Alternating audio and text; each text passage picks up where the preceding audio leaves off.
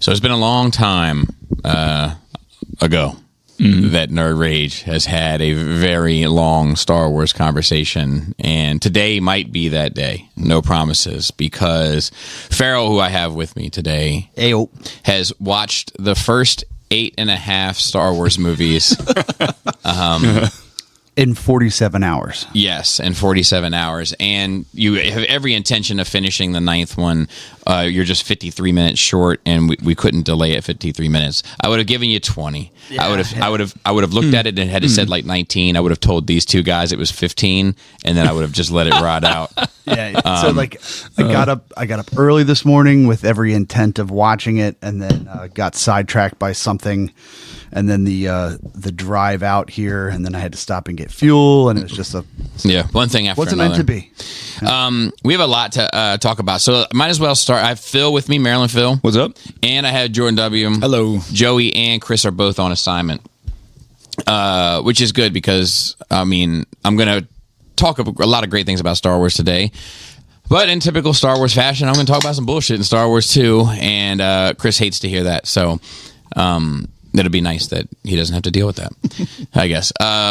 Let's talk about Skullstis. So Skullstis was this past weekend. I want to get two bits of news right out of the way.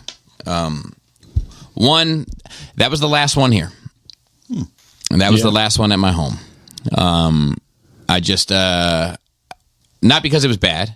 I think it was great. But I'm just getting old, and I'm getting tired, and I just don't have it in me to like do the cleaning anymore and all of the shindig. That doesn't mean that it's the last Skullstis. I might have some exciting news about that soon, but we don't have all the details for that quite yet. You bought a barn? Yeah. I'm building, it's in the backyard. It's going to sit on my 1/8 of an acre. Hell yeah. I'll bring my own hay bale. Oh, boy. Be a real shindig. Yeah. But I think if I can get it to work, I think it could have an exciting future. But and usually I'm a pretty determined person, so as long as it's within my means, it probably will happen. That being said, it was a good one. Farrell, it was your first. It was. How was your experience? So it was great. I think for the next one, whatever it may be, I'll do a little prior planning for my own personal sake. I had a pretty busy week leading up to it. So I didn't sleep much, maybe 3.5 hours a night for like 3 consecutive nights, leading into a fashionably late arrival to Skullstis. But then in typical me fashion, made up for it in the drinking phase, so that I was not left behind. And then like 2 a.m. hit real hard, and then 7 a.m. was brutal for breakfast. The breakfast call. Yeah, so then I kind of dipped out an hour early, and then lost the rest of my Sunday to just unable to do anything else. Like I took off work Monday to recover, and then got hit with a little bit of the funk or whatever that was... There was a funk floating around. Yeah, so... The rumor is that it was Peanut. That Peanut is patient zero. That's the rumor, but he will deny it. He will deny it. So I don't know who it was. Yeah. He said he had some diarrhea coming up to... Yeah, but he claimed it was from the taco truck he ate from that Friday before he left. Yeah, I don't know. I don't know. He told me he didn't have a fever. And well, I don't know if everybody had a fever. Yeah, I'm not sure. I did. I made it. I'm built of pretty sterner stuff than you, Phil. So I made out just fine. But I did hear like you had a touch of it. Yeah, it was super mild. It was enough for me to say fuck going to work. Right. Let's watch Star Wars. But you had a bout of it. Yeah. Did you have a little sensitive tummy though? You have a little sensitive stomach? I do a little bit, but. And I try to avoid spicy foods. Yeah. But you don't have to avoid the Diet Dr. Perky. Well, no, I'm back on my. This is how I got my caffeine this morning. Yeah, so. And then Chan had a touch of it. Chan sounds like she had the worst of it. Yeah. Well, I don't know because Willie Whammo I heard went to urgent care. Oh, whoa! I didn't know about that one. It sounded like her and JD both got something. Yeah. Wow. Well, it might have It might have been transported in JD's beard. That is true. Wizard, you shall not pass. His beard is pretty epic. So Willy Whammo got slammed, huh? Willy Whammo got slammed. Willy Slammo. Willy Slammo. But he is a very tiny size. He's a very lightly built man. Yeah, he's a bite-sized fellow. Yeah. So anyway, there was a touch of that going around apparently, and which doesn't have any bearing on why I'm not doing it here anymore. That's a side note. But So some of the other things. Yeah, please. I played Magic for the first time in Oh wow. 20-ish years. Is that Joey's carrying case? Yeah. Okay. Who did All you right, play I with? have it in my possession. I'm like, what the fuck is this? It's like some sort of nerd relic. Oh, okay. So That's fair. Sorry. and I won. Did you really? Yeah. Even better. That makes no sense.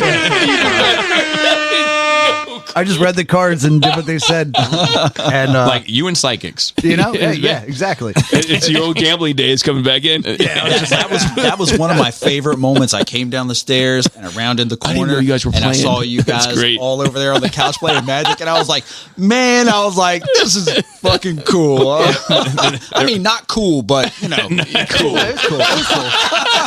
And then there was a simultaneously there was a pretty intense Uno game going on out back. Yeah, Yeah. Derek B busted out. He cleaned off your table. He's like, "Let's go." I was like, I don't know if I'm ready for that kind of intensity on Uno." So 1 for 1 in this decade. Magic. So- Pretty good. Come at me. Mm-hmm. And then but like meeting everybody, and like it's going to take a little while for me to put names and to faces. faces. Yeah. So and there was a lot of people that know who I am, Yep. Yeah. That's going to happen. and like not everybody writes in All often the time, enough yeah. that it's like I've heard a lot of the names, but then it's like Got to put it together. Yeah. It's a bombardment of Yeah. people and yeah, information. but everybody was super cool.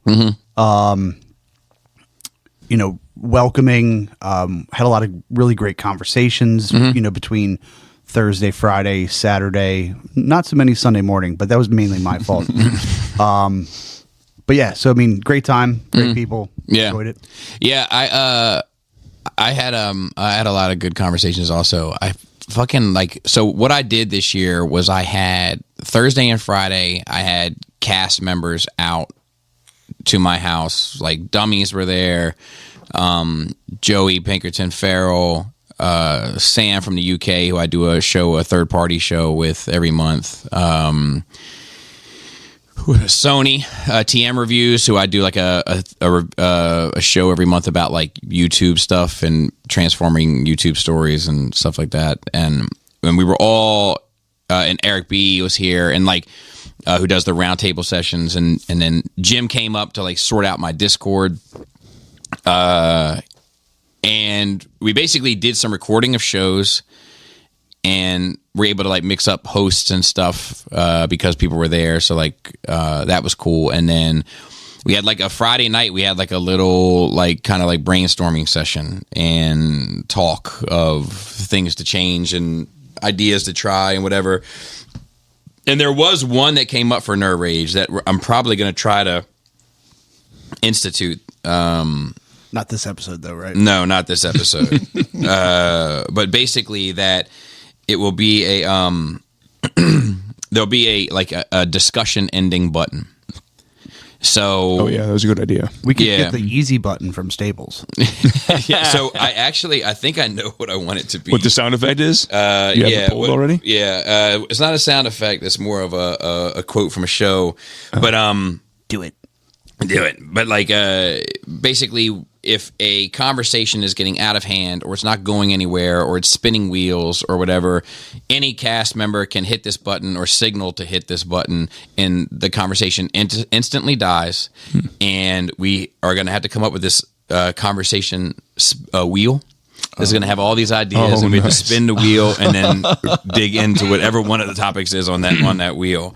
Oh, that's great. Is one of the things that we came up with. But I'm trying to find this one bit. I heard something this week in It's one of my favorite quotes in cinematic history, and I'm thinking about making this the quote. But hold on one second. Let me see if I can get it to play. Come on, girl.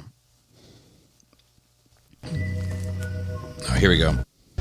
And don't hit a head this time. And stop smoking that pipe in the house. Up here thinking you Bilbo Baggins. This ain't no Hobbit house. This ain't no Hobbit house. Right? Up in here thinking you Bilbo Baggins. What is it from? Righteous Gemstones. Oh, okay. That's right. That's this ain't no Hobbit house. Sounded like him. So I wasn't good. sure if it was him or not. So good. And then a number of other ideas. And then of course, Saturday, the party kicked off. And it was good to see everybody. It's always a great time. A lot of discussion about episode 500 I got from a lot of people. Like people like having like emotional beats to it, which, aside from the ejaculate, which a lot of people came up and wanted to talk to me about. A lot of people are emotional about their ejaculate. Yeah, but rightfully so. So I'll have you know. I was talking about you. I'll have you know, so because of just all the festivities and life and moving at 1,000 miles per hour, you'll be happy to know I'm gonna come. I came last night, and then this morning. But the last time I had before then, from myself or any other means, was the Tuesday morning of the week prior. Mm-hmm. So you had plenty of time to store up. Yeah, and I exceeded expectations. All right. All right. Nice. Nice. But I mean, it took a week, We could build up. Yeah.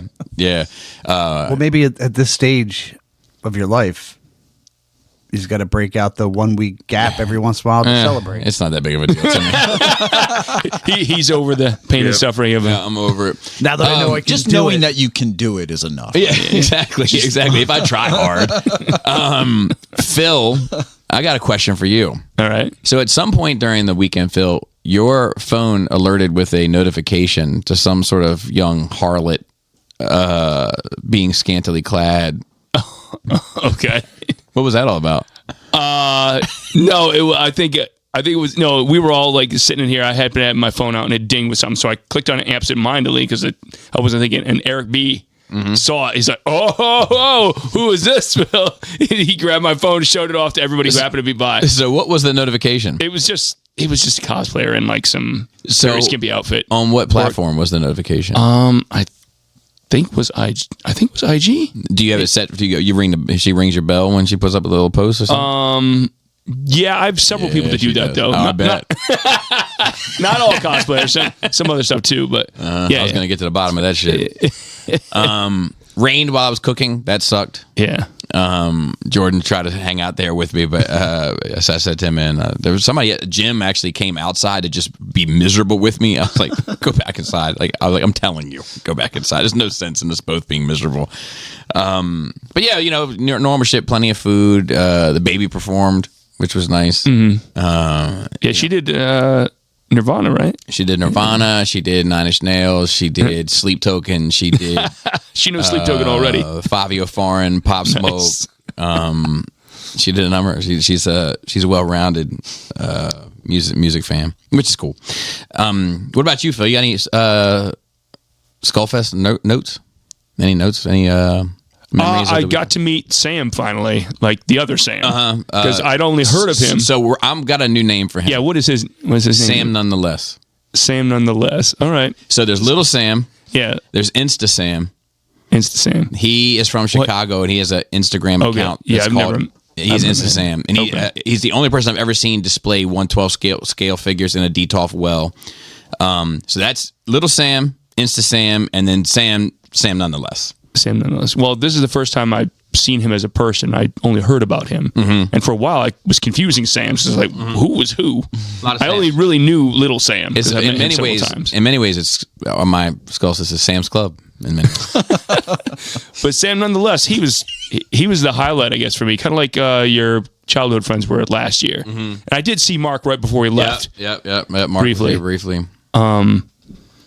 But meeting him, I met him Friday night, and he was super interesting to talk to, just because he is a designer and he has a different perspective on things. Yep. I heard that combo was the Oh yeah, the Friday night combo that was interesting. Oh yeah. Yeah, the one after the mics.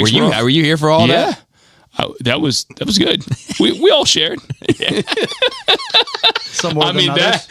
that was circle of trust, but that was It was an intense conversation. That was a conversation that will never leave these walls. Yeah, I was like, I was getting tired, but I was like, I'm not leaving. This is good. It was wild. Yeah, that was a very interesting conversation. Yeah, that was a good one. Couldn't save that one for me. Huh?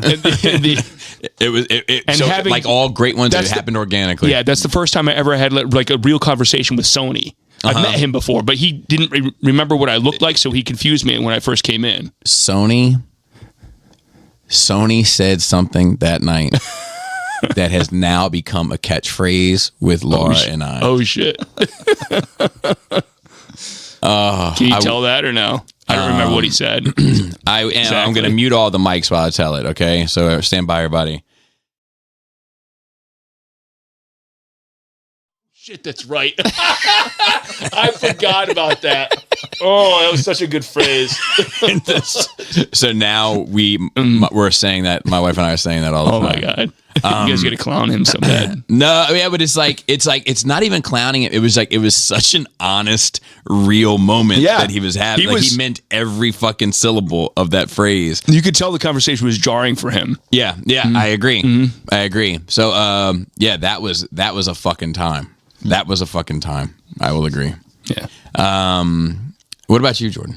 Oh, I love watching you and your wife dance together. It was one of my favorite things. well, when the drink is flowing, yeah, we will let loose a little bit. Yeah, you guys here and fucking. there. I love. I'll be honest with you. Like you guys, visually love each other, and it's very refreshing to see and watch. Yeah, well, I think my wife. I'm down to watch as much as you guys are down to show. Hey, Just, I think my wife loves when I drink because I get very affectionate. And otherwise, I'm kind of not. I mean, I love my wife, and Right, sure. yeah, but I'm just going about life. Yeah. When I drink, I like to touch. yeah. It's cool to see. So yeah, but yeah, no, So it you was a should good like time. the new Andor then.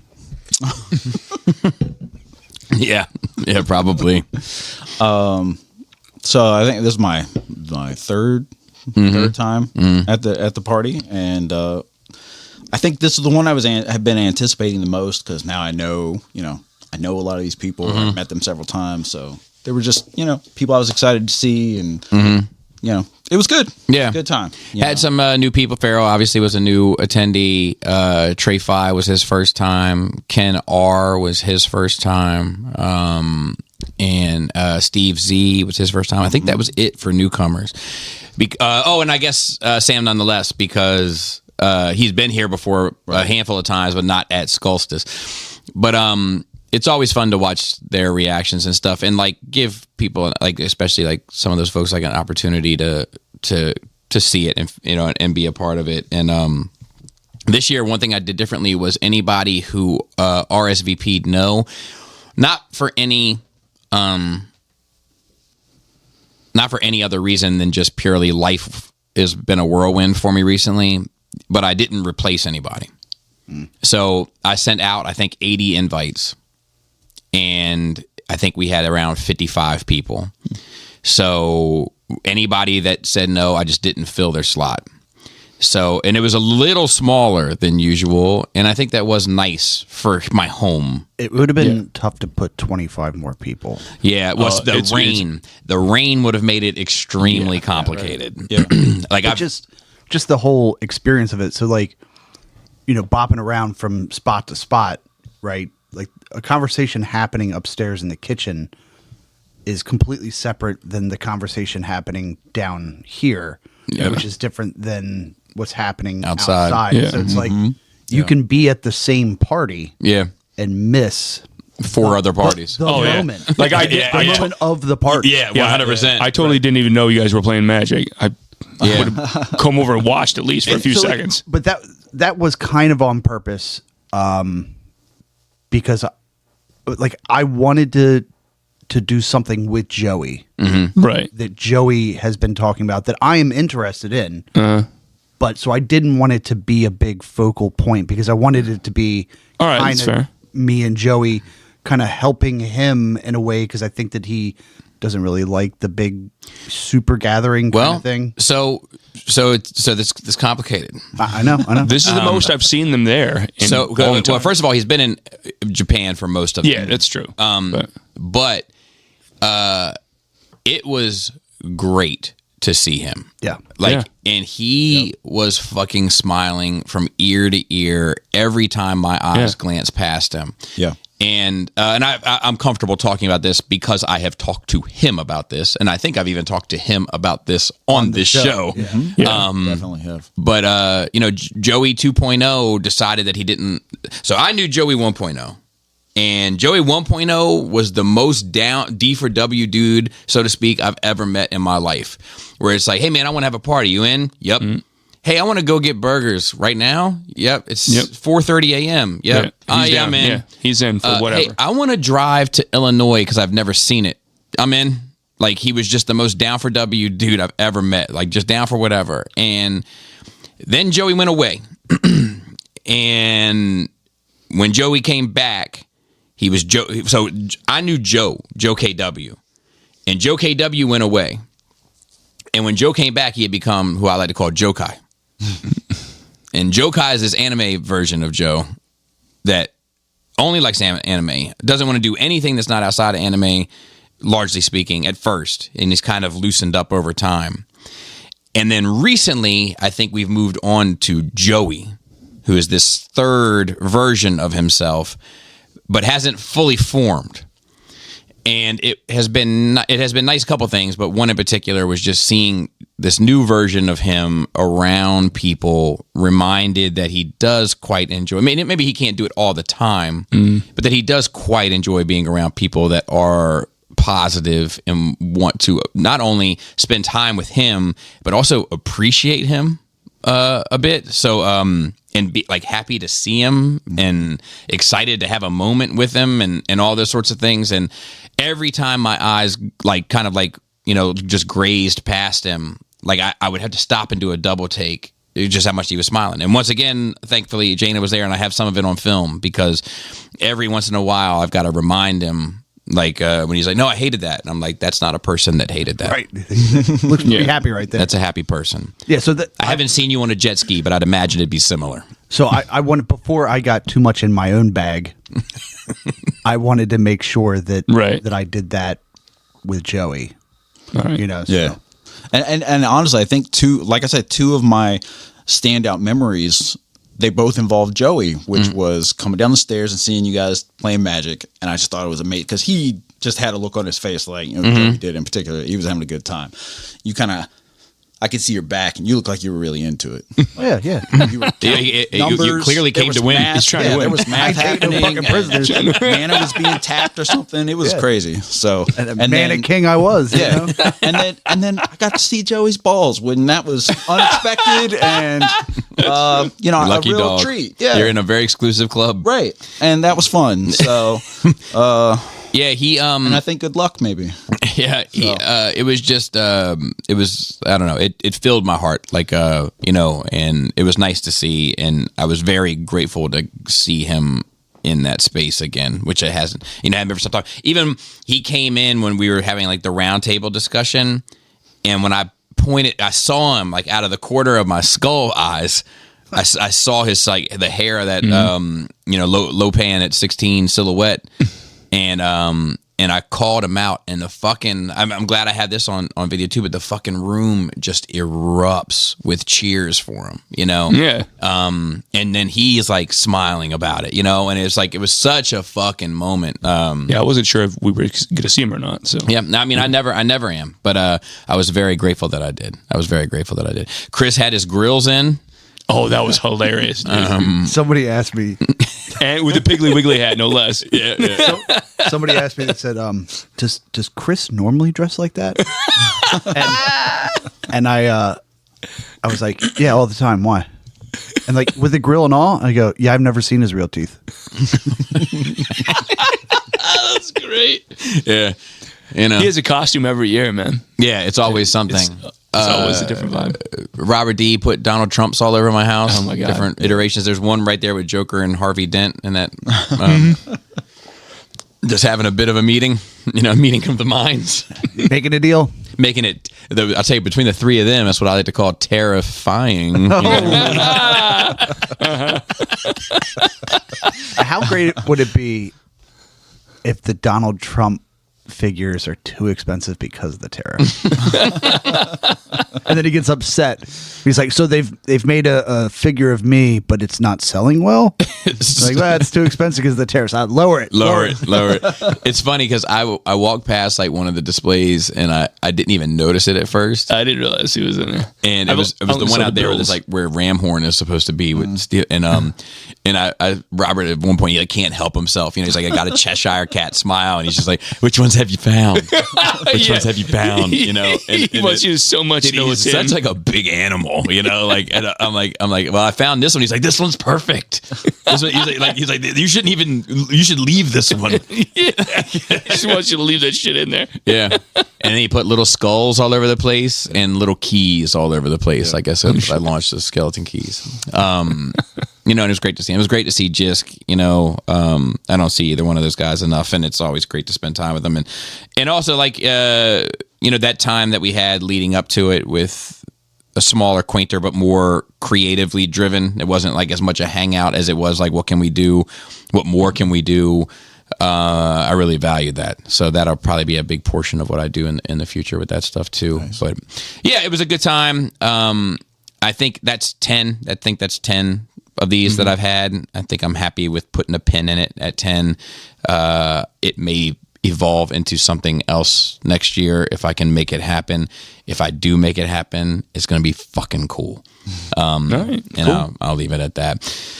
So we have a lot of Star Wars talk to get into, but we also have Nerd Week. So let's do the Nerd Weeks, then we'll do the Star Wars, then we'll do the notes. And we have two guests, but Phil, you were very first. You were here at 9:30. And in fact, I was going upstairs. I'll tell you what I was doing. You probably saved me some calories. I was going upstairs because I'm pretty sure my daughter has a bag of Doritos hidden in her room from Skullsticks.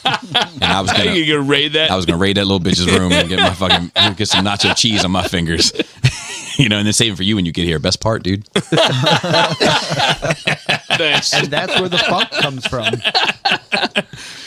Anyway, right, how's so- your nerd life been? It's been great. I just saw Thunderbolts before Skullsticks. Oh, yeah? Just because I didn't know who would see it and who would have spoilers. And I Just you and Derek B.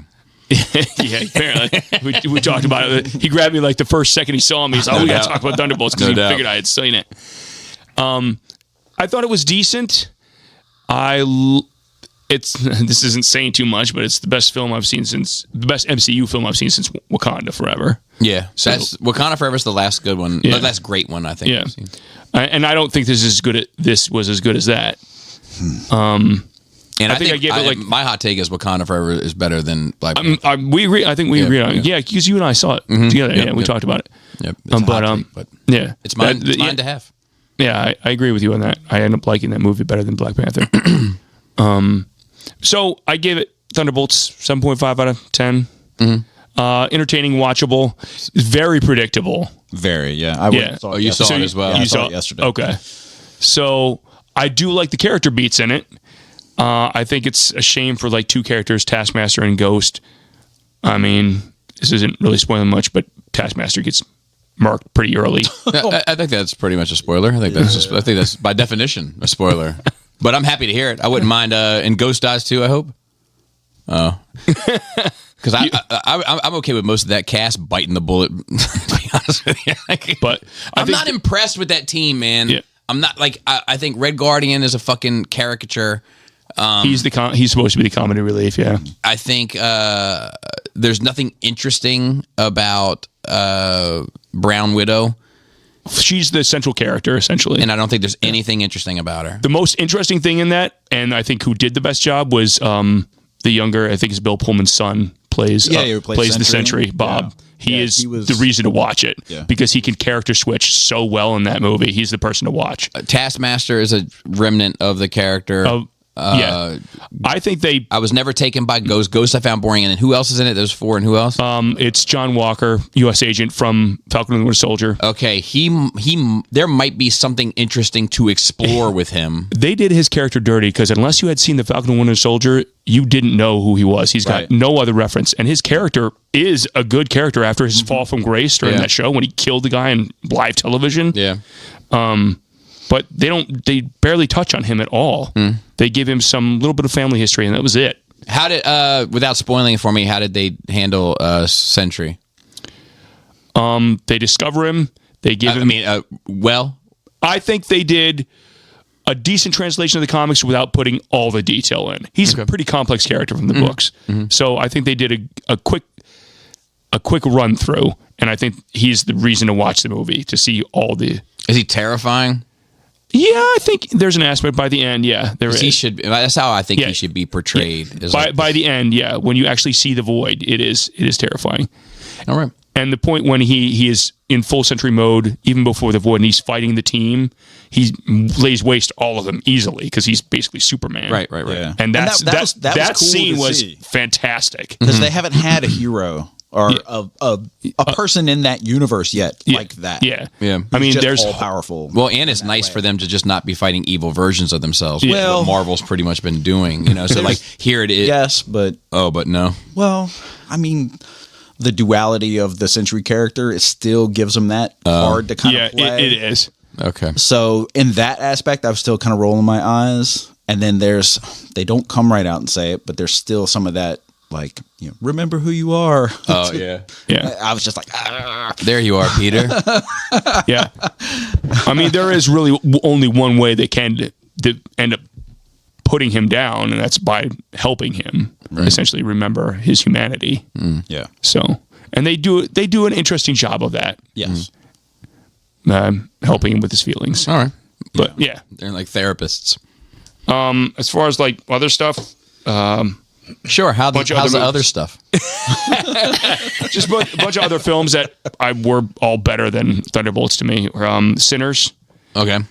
With Michael B. Jordan and Coogler directing it. It's one of the best films I've seen in a while.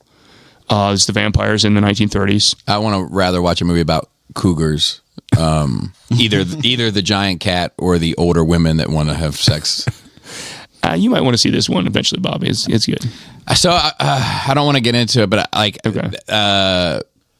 Eric B and I had a good discussion. It got cut short, unfortunately, because there's 1,000 people in conversations moving around. But it was one that him and I think we're getting ready to get into, and the fact that I was coming at it from a point of ignorance to an extent because I haven't seen it, and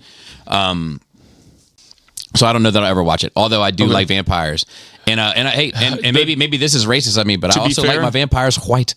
Or Hispanic. Antonio Banderas was a kick-ass vampire in Interview with a Vampire. Yeah. There are white vampires in it. The central theme, vampires are very much an afterthought of the movie. The theme throughout the movie is music and culture. So it's a long movie, and the vampires come in very late. It's got a very Dusk Till Dawn vibe with that aspect. Oh, I've seen clips paired with Dusk Till Dawn that almost match up perfectly. Yeah, sometimes they'll do a little special editing to make their little TikToks work, but I had never realized how much of and I heard about this later after seeing it, how much of a horror fan Coogler is. Also, I'm not that impressed with Dusk Till Dawn. I mean, yeah, I'm in for the Hayek dancing scene. That's my favorite part. Mine too. But also that he wrote it in there that she puts her foot in his mouth. Of course. He was like, who am I going to play? He's like, probably this guy. I think I kind of relate the most. Exactly. I mean, but that's power. Yeah. There's little. Is he the anti Kevin Spacey? Oh yeah, maybe. In a lot of ways. That's a good analogy. But Coogler there's some obvious influences to Rodriguez and also to John Carpenter. What all has Fair bit in that Coogler movie. done? What's Coogler's film? Fruitville Station was the thing he broke out with. Fruitville Station? Yeah, Yeah, that's also with Michael B. Jordan. Yeah, it was where Michael B. Jordan. I know he started in soaps, but then he also that was his first major role. One of its early movies. So again, we're taking applications for people to Yeah, look stuff up. look stuff up. So I've seen obviously Black Panther And Wakanda. and Wakanda Forever. I think Black Panther is highly overrated. I think Wakanda Forever is underrated. He did at least two of the Creed movies. He did the first two, right? Yes. And then Yes, he Jordan did Homeroom, Steph Curry, Making Waves or something.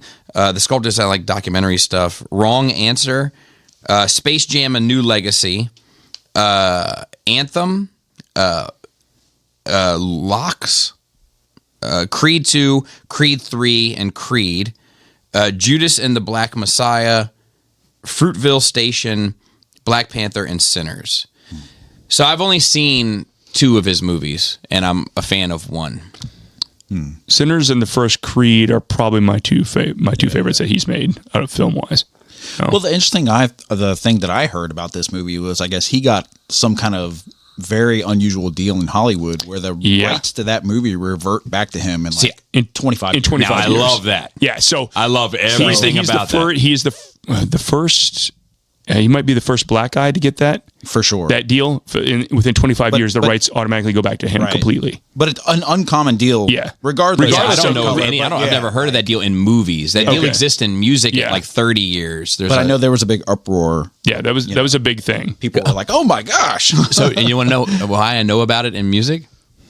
Because Joe Button. Joe Button is right on the cusp of getting Pump It Up back. Oh shit! Okay. You know, has which been was like a 30 big, years. huge record. Yeah. And the reason why they do those deals is because usually after 30 years, there's not a whole ton of money to be made, right. you know. But I love that. I love that for Coogler. I love that for the industry. I love that for artists and creators. I love the idea of owning your shit. And that I makes love me. it. I'm hoping he goes back to this world and taps more into it because there's aspects of the film that I'd like to see more done on. As far as Daredevil Born Again, I saw all of that. I mean, that's probably going to be my favorite MCU product this year. Yeah, we just finished that recently. I think that was pretty well done. It's hard to live up to the Netflix shows. You could tell it had a bigger budget than some of that because they were able to do like the swinging through the city scenes that the original and some of the wider shots were just Right. way more alive. But I think the core cast did a really good job. I loved the court drama stuff. Yeah, That was my favorite That was bit of that interesting. show. And had they just stayed in like the, interestingly enough, as I'm thinking about it, had they just stayed in like the courtroom political drama of it, I would have found the show more interesting in contrast to Andor, where I feel like these motherfuckers better put their hand on a gun sometimes. Okay. Do you think Andor is boring? But you think I think it's Ansnor. So it almost sounds like the original, the original version of what was conceived before they redid Born Again was what you would have wanted because it was originally supposed to be almost a straight courtroom. Yeah, drama. I think that And stuff they was cut it up. That and stuff was great. All Yeah. the stuff with White Tiger and all like Yeah. I was hooked. They You know, cut that yeah, up yeah. into different episodes to stretch it. I remember when we were watching it, I think that was one of my favorite episodes, like episode 6 or something. It was almost all in the courtroom and, ends with, that And when guy they- getting ganked and all. when they got back into like the combat stuff you didn't the like combat as stuff, much. and specifically the guy that now everybody's a huge fan of that nobody ever talked about for the 40 years that I've been collecting comics, but with the Muse. Muse. Yeah. No, he's a way more recent character than people are. But anyway, when Muse got involved heavily, and he became sort of the like, even though I think some of that stuff is interesting, Yeah. I just enjoyed the show less than I did the front half of it. I thought, And I when think the show's fine. I think I gave it a 7.5. yeah.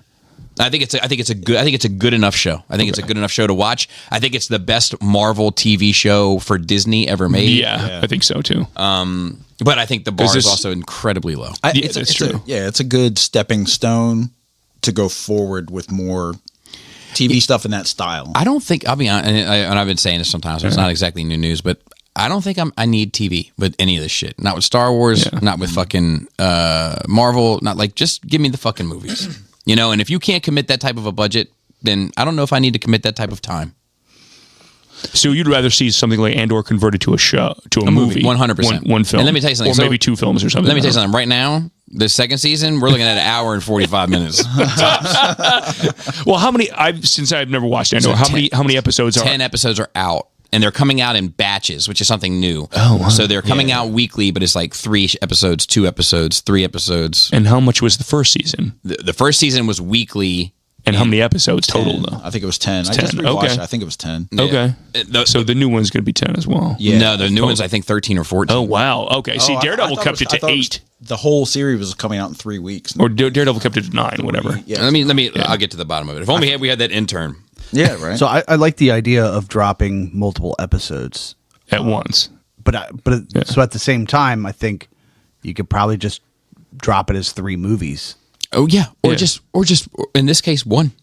But it's 12 episodes in Andor season 2, and let me look at season 1 real quick. Because Daredevil went intermittently. Sometimes it dropped 2 episodes, sometimes it dropped 1, then 2, and then... I mean, so like, what's the difference between 12 episodes in Andor season 1.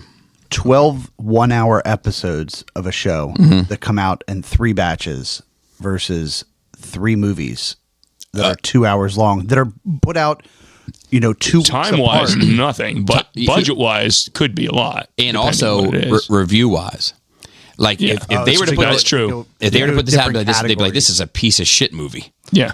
But it's almost, to me, it's like if you put it out saying like, the Star Wars way of this is a trilogy of movies that are meant to be watched in sequence, whatever, then it's just a trilogy. And just because I would you rather put a hard break in and call it episode 1 and then move on, like what the fuck does that mean? So I think if they took Andor season 1 and 2, they could rewrite that into 3 movies and make that shit a trilogy that would have been like debatable as to one of the greatest trilogies of all time. Like not just within Star Wars, but of all time. Of film. But because it's so much filler, because it's just written episodically, and they have the time to meander around sometimes shit that just, I guess, in some ways helps flesh things out, but in other ways just slows you down. I said something today in a group chat only because they stirred me. I would have left them alone. But they stirred me up. They tagged me in some shit, and then I was like, "Okay, you motherfuckers, if you want to play, let's play." And I started going, and I was like, "Look, I was like, if you just cut out them walking down hallways, looking suspiciously over crowds, and saying the word trust, you could get this fucking thing down to 45 minutes." Just cutting out those 3 things. I've seen Andor walk up 100 different hallways. He's a hallway walking motherfucker. And the whole cast, they walk halls. Are the hallways well designed? Yeah, some are. Sometimes I beat my head in the wall with Chris. Could it be like Chris would be like, Labyrinth? yeah, it was. Maybe they're because, going for like best set. Chris does the dioramas, and such, and he's inspired by that, which I think is great. David Bowie But popping he'll out. be like, this show is great. The fucking backdrops are awesome. I'm like that. So I would debate that's not what backdrops not make one great. But like I'm usually pretty reserved about my criticism of Star Wars when it's being received well, because I don't like to poo-poo it. Like it does mean something to me, and I don't like to be like the old salty guy in the back, like screaming like fucking sucks. Yeah. Not with that's the only franchise I feel that way about. It's the only franchise I feel that way about, where I want to protect it. But Well, because you've seen how other things that once it gets that like mega corporation push behind it, where you can just water it down and strip all the good parts out of it and just turn it into stuff like the MCU now, right? Yeah. I don't watch it, but Right. I hear about it all the fucking time. right, Especially if you're around these guys. Well, only around these guys. But that's what I get out of it, is that the original seed of it was awesome, and then we've just It's kind of meandered. down to the point where Here and people there. are like, It's hubris. but it's also, it's like it's a chore now to go watch it. Some of it, but usually the TV, but actually the movies went Marvel, but like but both at Marvel right now. But like the it's the hubris of it. It's the we can't fail. We have. Well, they know they're failing because that's why they got Robert Downey Jr. back. So that's my thing, is that That's but it has taken them 3 fucking years Yeah. to realize they're just spinning their and wheels. that is not in most people that I've talked to, and including my own, getting Robert Downey Jr. is a great sign of failure. It's not a solution At all. It's like that's it. That's an admittance of failure. It's like, oh, you got the one guy who started Iron Man back as a different character. What the fuck? Yeah. It's like you could have cast almost anybody as Doom. I love that talk that Adam Driver for Victor Von Doom. Oh, I mean that would have been awesome. Will he be as sweaty in this as he is? We'll get there, but he is like that guy's never dry. Yeah, That's true. He's That's not. trand neither are the ladies when they're around. But that's actually a note of mine in here. Why is Adam Driver so wet? But he is he's also like he's like an imposing, he's like tall, he would make a great Doom, Yeah, he'd be a good Victor. Yeah. Oh shoot, sorry. A little autism going on there. Accountant 2 was fun. I know you're probably not a fan of the Ben Affleck. I prefer the counselor over the accountant. The Counselor was a good movie too. Yeah, it is good. It's only movie. That's a slept-on movie. Oh my god, dude! Yeah, that's a good film. Only movie where a scene, and do not ruin the scene because nope. you like to ruin some shit. It's the only Ruin one thing. It's the only scene where a film has in my adult life has made me physically sick.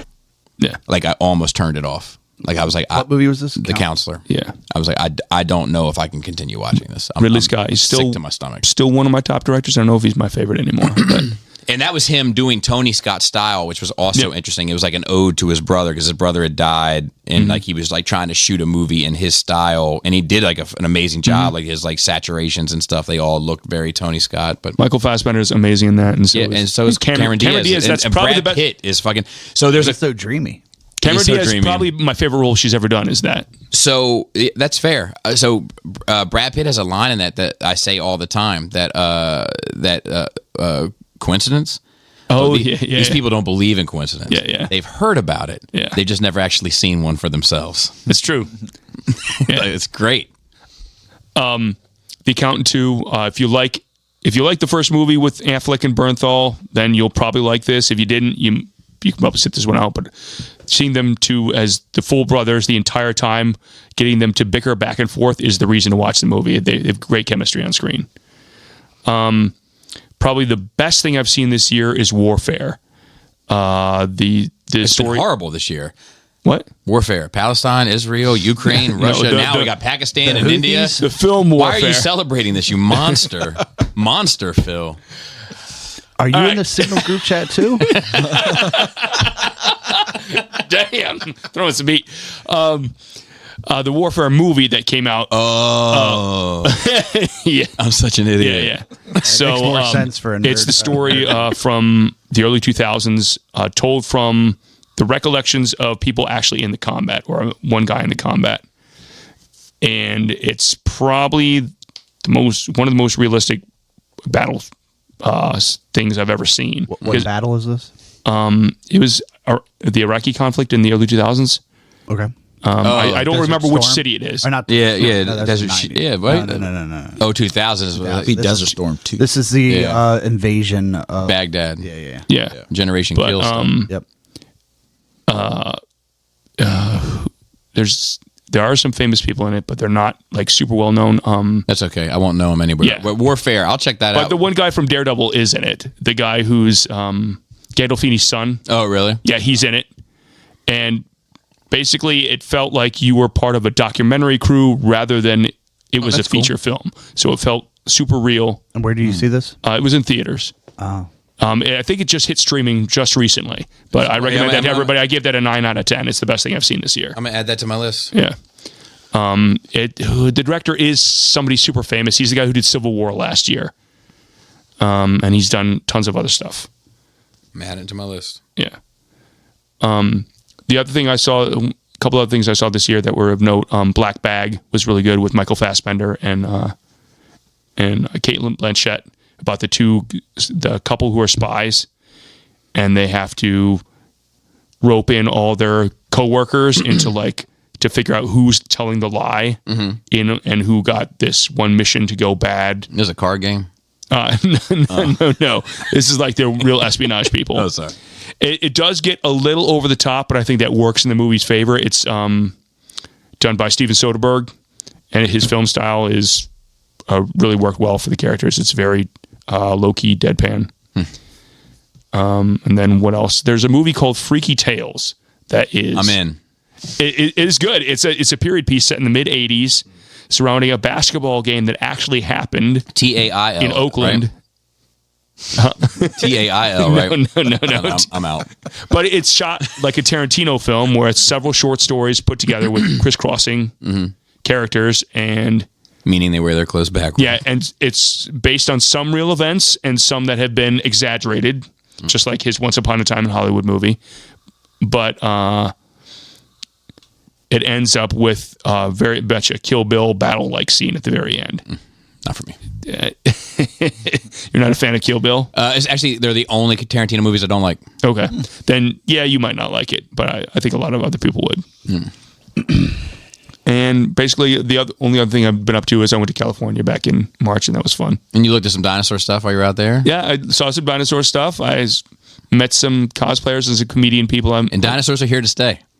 They are. They're here to stay. I will end up seeing the Rebirth movie when it comes out, unfortunately, even though I know it'll be trash. But I'm only laughing because we were reminiscing on, when Jimmy Friday was here that day. Oh, yeah. And shout out to Jimmy Friday. Yeah. I've listened back to that 100 times. I've never put it out. I should put it out. Jisk even asked me when I first got here on Saturday. He's like, "Do you still like dinosaurs, Phil?" Because I've been saying you do, and I want to make sure I'm correct. I said yes. I still love dinosaurs. It'll still be me. But listening back to that episode, it's so funny. But That was a very real moment. Yeah, when Jess was like, "Hey, lead the dinosaurs. Dinosaurs are here to stay." They're here to stay. It's like, What year was that? it was a long time ago. Yeah. I don't know. But shout out to all like Jimmy is listening back to it now. I think I understand more so where Jimmy was coming from that day than I did at the time, which is interesting. It's like a little time capsule. But anyway. And that's basically it. All right. Any good cookies? You had any good cookies recently? No, but I had some damn good donuts. Okay. Yeah. All right. If you ever go to Crumpy's in Hagerstown, it's a little local spot. It's been there since the 1930s. All right. They're open only in the evenings. No kidding. 7 to 11 p.m. That's an ironic They really twist. split But the donuts script. are for the morning. Right. Well, these donuts are not. Explain that to Crumpy. Oh, grumpy. You can tell by his name he's fucking about amazing. breaking the rules. Definitely the best donuts in Maryland. No shit. Yeah. Have you ever had Dunkin'? Dude, I'll attack a Dunkin' once in a while. I love a Dunkin' Donut. They're, I prefer Krispy Kreme if I'm going to go for so they're too sweet for me. Yeah. I like I Dunkin'. mean, Bobby, it's Yeah, me. you got a little sweet tooth. I get a little sweet tooth. You're a sweet toothosaurus. Damn straight. Dinosaurs are here. Proud of it. Jordan, All right. Well, we talked about most of the stuff. let me talk about my chair then real quick while you're getting yourself lined up. So we did Jordan's have... in the plastic chair today. Yes, Jordan's in the white trash chair. It is getting replaced today, so, supposedly. So these chairs, and Phil's already fucked his up, so he's got to be careful. It hasn't broke or anything. Fuck. You just have to be careful when you get up. I didn't know. So these chairs are wooden legs screwed into a base of a chair, and I have a carpeted floor. So that poses problems when you go to get in and out of the chair. So I've bought these sliders that you can put on the bottom of the chair that allows you to slide in and out without problem. But if you don't have the sliders and you go to slide, it puts tension against the chair legs and breaks them. So I had a broken chair at Sculstus. But to their credit, I contacted the company I bought them from, sent a picture, and they were like, new one's en route. Nice. Yeah. So I took the cushion off of that one. I'm like, maybe one of these cushions gets worn out. I have a spare. Because they didn't want the other one back. They didn't want the other one back. You might want to take all three of the other legs. Legs too. Yeah. Save it for parts. Yep. You never know. Part it out. And then we had a toilet clogged, but I think that was because Robert D put Donald Trump inspired toilet paper Oh no! everywhere, and then that toilet paper was awful, and then got clogged the toilet. And then I want to say there was one other. Oh, and then we had a significant spill. Oh really? Yeah, we had a significant spill, but I shit. think we got it. I think we got 95% of it. So, yeah, it's cost of doing Hey, business. that's an A. Yeah, that's an A. Yeah. That's an A. So, what do you got, Jordan? All right. Like I said, we already talked about Thunderbolts. It was whatever. We talked about Daredevil. So whatever. The wife and I finished Wheel of Time season 3. Man. So Dude, are you a reader of the books? Nope. Okay. So Robert loves the books. Okay. I read the first one. I don't think he likes the show, but he was Yeah. super I read excited about more. the prospect of the show. I think the first couple seasons were okay. This third season did Okay. nothing for me. Like a couple interesting bits here and there, like cool use of effects, but just I didn't give. And that has Rosamund Pike in it, right? does, As one of the yeah, main yeah. people? Okay. And I don't feel like she has much. She's not really in the Oh, season. really? Because this she's the season only that much. she's the only person I recognize Right? from the Yeah, trailer. yeah. It's a lot of young kids. It's Okay. just shit in that show that irritates me. Like, it's a lot of fantasy stuff. So it's a lot of robes and Okay. layers and whatever. And then one of the female cast, they make sure they tailor her garments so that you can see that she has a figure. And it's so stupid.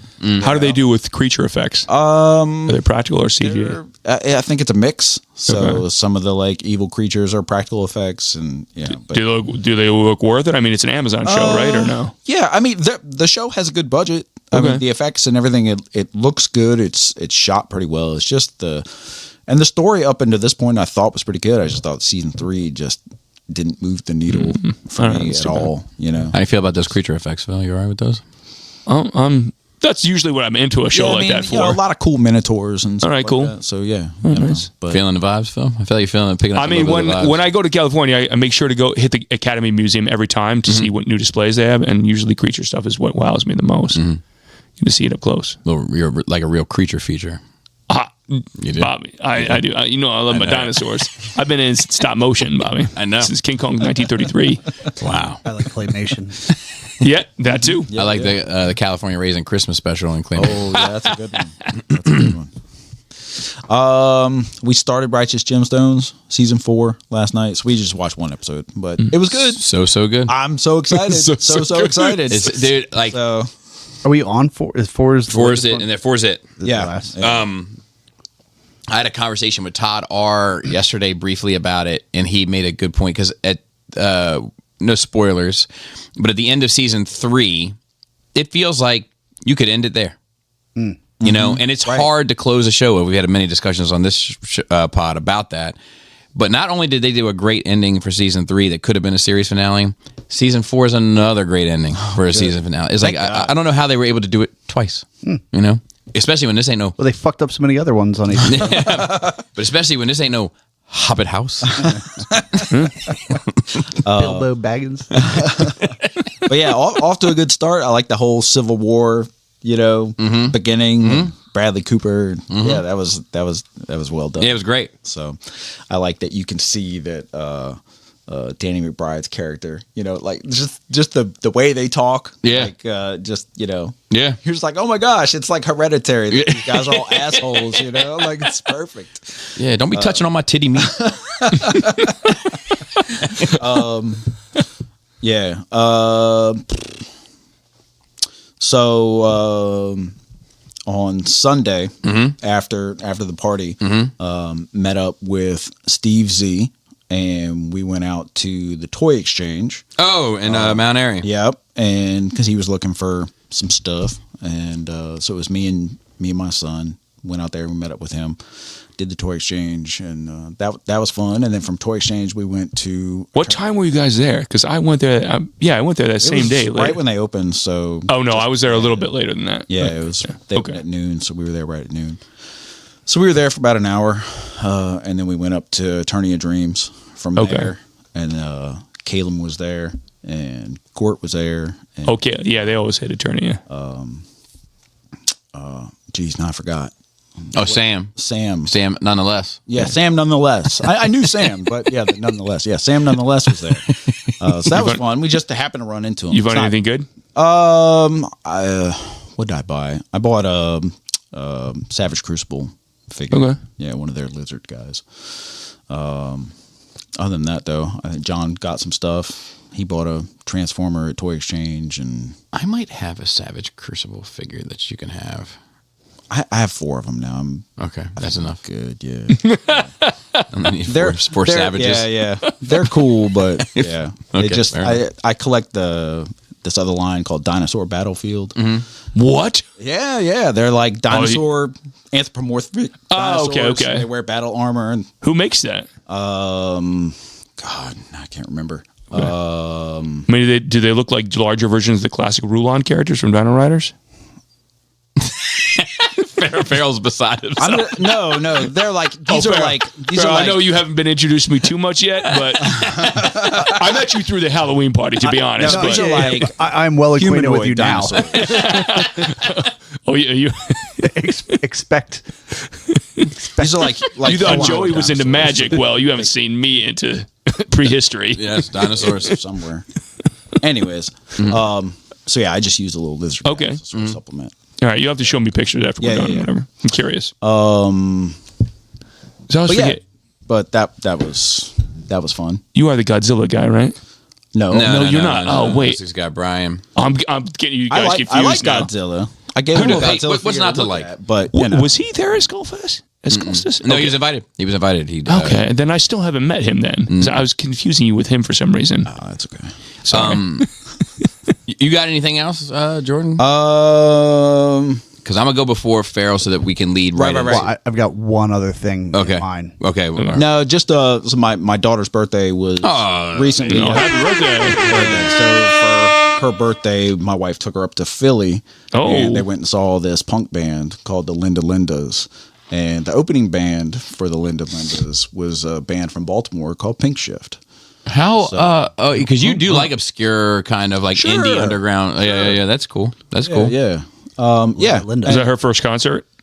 Second. Okay. I took her last year to go see the singer called Lauren Spencer Smith up at the Fillmore. It's always some wild shit. You're always like, dude, I saw a purple comb back in the '90s. And So now you can So- say like I So saw is she Pink Shit. really into punk style, or is Well, just recently. I mean, I had heard of this band, the Linda Lindas, and had her check them out. it's the only thing worse than one Linda, if you ask me. Right, exactly. And so she's all in on them, and then this band Pink Right. Shift, they just happened. But yeah, just Okay. a Baltimore band. So No, that's cool. yeah. But yeah, so So I only got a few things. You had one thing that you wanted to interject with? So I mean, I don't know if it's been a bit busy week. Yeah, because I know. So did you get caught up at all on Last of Us? I've watched the first 2 episodes. I haven't got so to 3 we and can, 4 we can yet. just save. Save that? Yeah. 'Cause Okay. It was about 4. So Okay, all right. Because I will say though, I have a couple things to say about that show, just for the 2 episodes that I watched. One, I kind of expected that something significant was going to happen between either Joel or Ellie, just from the talk and the atmosphere surrounding that game. yeah. And so when it happened, maybe because I was kind of prepared for it, it didn't bother me. Where it goes from there could potentially bother me, but the act of it itself, I'm kind of on board for something like that. Generally speaking, not necessarily pertaining to this show, but generally speaking, if it moves the needle forward. Now, what I took issue with is that they are having therapy in the zombie camp. what? Yeah.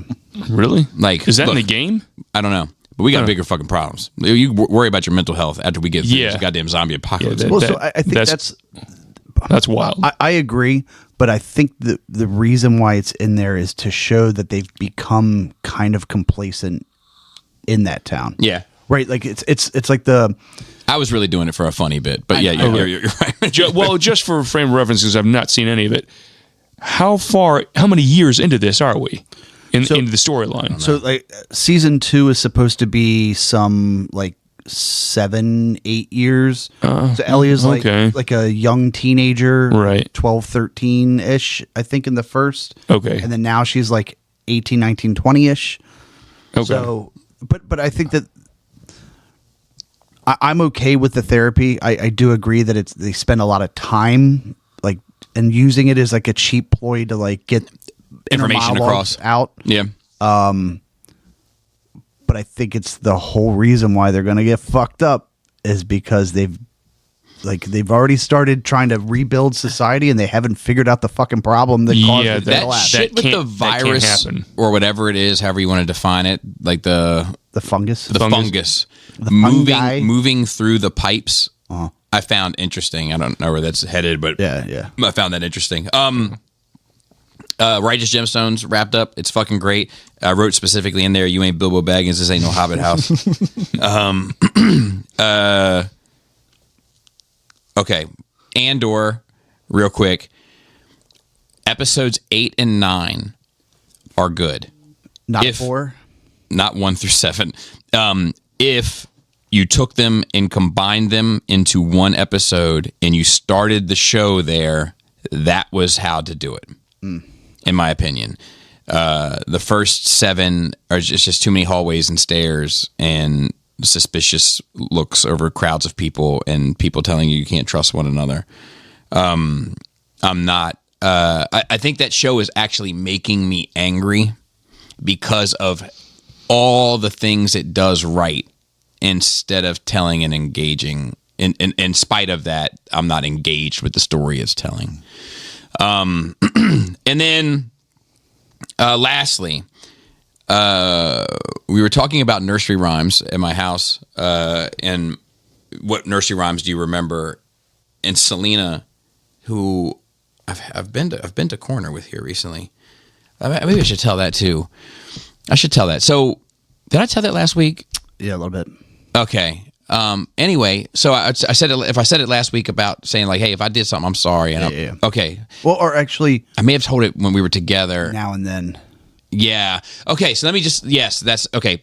So last week, I had a premonition. But I was thinking about my kids, and I was kind of. Sometimes my imagination can run wild, and I was seeing Selena in my mind through time. And A real Skywalker you are. yeah, I'm a fucking asphalt walker. And she's always been like this like mousy kind of character in my life, and a little bit afraid and suspicious of me, I think, much like Andor. And so anyway, for whatever reason, Tuesday night, we were having a good time. We were listening to some offerings, and we were having a good time. And I said to her, I was like, look, she stood up, and I was like, look, while you're up, I need to tell you something. And it was in front of my whole family. I was like, I don't know if I've wronged you somehow, or if I scared you at some point in your life and I haven't realized it, but if I have, I'm fucking sorry. I am fucking sorry. And she like came up and hugged me. I hugged her back. I told her I loved her, Anyway, ever since then, not to say it's like 180 degree different person, but like it's a different person. So like I was outside with her, like at Skullfest, I would like cross paths with her, and like as she crossed paths with me, she would just go like, to my forearm, and like we don't have any physical touch, her and I really, until now. Yeah, and now it's consistent. Yes. Well, for the last 4 days. Yeah. I don't want to get ahead of myself. Yeah. But anyway, it's I hope that something was telling me. I hope that's whatever that was in the universe that had me go down a certain path was true. Lastly, she was sitting around. We were all sitting around. We were talking about nursery rhymes and what nursery rhymes do you remember, right? And so we were like, like 3 blind mice, see how they run and whatever. And then she was like, didn't something jump over a moon? Hey, fiddle, fiddle, fiddle, fiddle. This is no Hobbit house. This ain't no Hobbit house. That shit made me laugh so bad because I couldn't place it either. But that shit was so funny to me. Fiddle, fiddle, fiddle, something like that. Cow flew over the moon. Yeah, the dog. Hey diddle diddle. Hey diddle diddle. Cat and the fiddle. The cow Cow jumped over the moon. The dog laughed to see such a sport, and the fork ran off with the spoon, or some shit like that. Yeah. I had to look it up though, but she was like, didn't something jump over a moon? Fiddle, fiddle, fiddle. Something. You got the important part out. That shit was funny as fuck to me. So anyway, with that being said, Farrell, here we go. Star Wars week. I'm ready for some fucking Star Wars talk. Do it. Do it. Right. All right. So this is your first time watching them all the way through. Yeah, so I watched 4, 5, and 6 when I was young. So, like, I remember watching 6 the first time at my uncle's house, and I was probably 11. So we're talking 29 years ago. Wow. So, like I was talking to somebody at Skullstis, my normal thing is not to watch things episodically, right? Like I don't like the suspense. When I watch something, I want to get involved in it, kind of immerse, get the whole story. I feel like because I watch so many things that I lose a lot. So like I have to watch the recap before the next episode because it's like, oh, I forgot about this. Yeah. And I like all the kind of nods back and looking forward and the foreskinning, foreshadowing. Yeah. So when things started coming back out, I was like, oh, well, like there's 3 more and then there's 3 more after it. So I kind of just made I'm just not going to participate until I'm out until it's done. But now being here and it's so much of a part of everything, I was like, you know what? All 9 movies are done. So let's just do it. Do it. And I did it. Well, almost. So then you watched them. You've been watching them in story order, starting with episode 1, or no? But you watch them in release order, Machete order. Machete. 4, 5, 1, 2, 3 is a flashback. 6, 7, 8, 9. And what about Rogue One? I haven't gotten there yet. So, and this is my recommendation. I've done this with my kids. Is just and with Hannon, another mutual friend of ours, like to watch 4, 5 because they're kind of the ones that really get you locked into it. Yeah. Then you watch 1, 2, and 3, and by doing that, none of the spoilers are spoiled for you. Right. You get except that Luke has a sister named Leia. Mm-hmm. That's the only spoiler, but you don't know that Vader is Luke's father if you watch 4, 5 first. And then when you go back, theoretically, you could oversee that Palpatine is the Emperor and his rise to everything. So if you watch them in that order, nothing is spoiled for you, and it gives you the payoff of 3 before the climax, so to speak, of 6. Is my theory on it anyway. And I've enjoyed this, because obviously I've seen 4, 5, 6. Right. Mm-hmm. So, so on Tuesday at 11 a.m., I started 4. And I stopped for the day around 11:30 at night. Mm-hmm. And I watched some bits and pieces of them with you along the way. So I did 4, 5, 1, 2, 3. So let's start with 4. 4. Okay. So the notes I have here are kind of grouped in different ways. So 4, 5, 6, I wrote great. Story I know. 6 is my favorite, mainly because of the Ewoks. And I have it's my least favorite for the exact same reason. Yeah, I just for some reason I like that. We also know someone that looks like an Ewok, so that probably has something. So I didn't write a ton of notes for 4, 5, 6 only because they weren't necessarily new. To me. So while I was looking at bits and pieces of it again with you here and there, like it is, man. Like I can't, and maybe it's my own bias. But what Star Wars is largely missing is Han Solo. Yeah. It's missing the guy that has all of the swagger, that has all of the style, and is constantly telling the audience that the whole thing is stupid. Yeah. Space wizards. I have some overarching thoughts about the entire thing.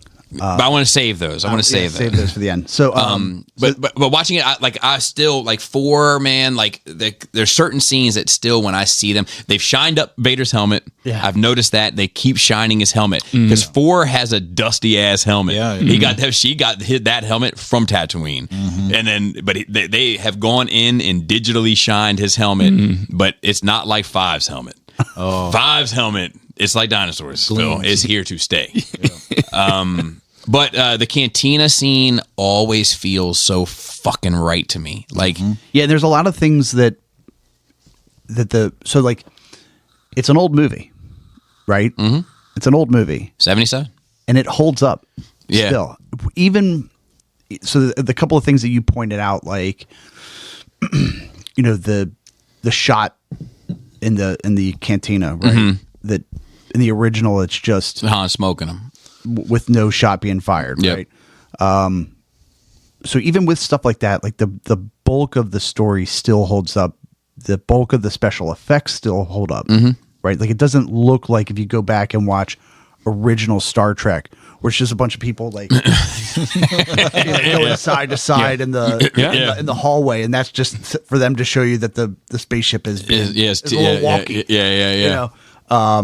So a lot of that stuff is still good enough. And what's funny is the stuff that doesn't hold up with 4 is a lot of the digital stuff.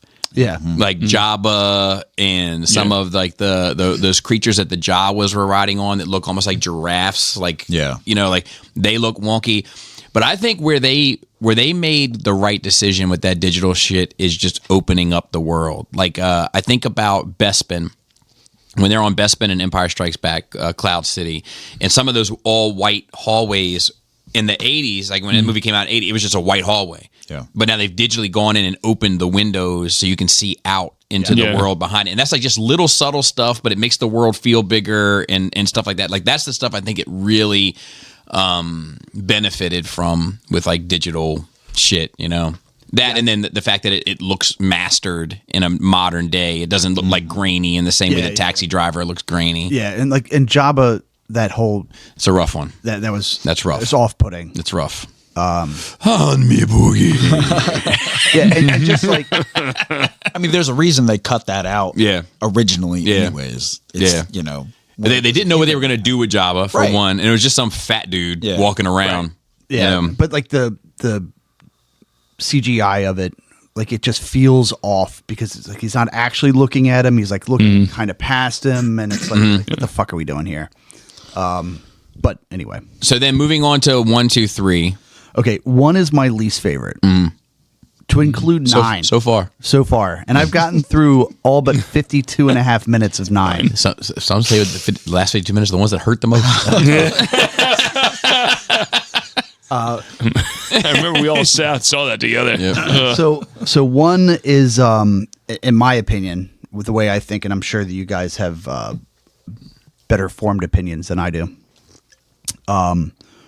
was them trying to get back to children. 100%. And they fucked it up. 100%. Right. Like Jar Jar Binks is the most annoying fucking character. And not because of his role in the movie, because of the additional stuff that he was doing, which is like strictly for 7-year-olds. The slapstick stuff. Yeah, it's just over the top. Stepping in poop. Yeah, it gets his tongue stuck behind in a fucking turbine. Like, what the fuck are we doing? Exactly. 100%. In the back rod drop is like a political drama. Saying things like it feels weird. Saying things like "squeeze me." Right. Like, what are we doing? And then Liam Neeson, one of my least favorite actors. Really?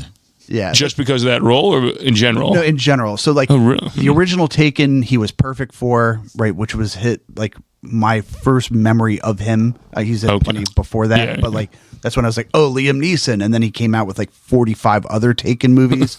Yeah, but he plays the same character, and now like he's just broken for me. Okay, where I can't get him out of this. No, I'm in a similar boat with you, but wait till Naked Gun. To me, that's the new Frank Drebin. To me, that stuffs. To me, that stuff starts with Taken. Like I like Liam Neeson up until Taken, but then it's like for some reason that he's pigeonholed into that character. You can't retroactively fix it. And so, like, because he's great in Schindler's List. I know there's a wild thing. He's fantastic in it. Yeah. And like, it's one of his better movies. 100%. Right? If not the best. If not the best, yeah, 100%. And he's great in it, but Taken fucked it all up. So, and now, like, and he's not great in episode 1.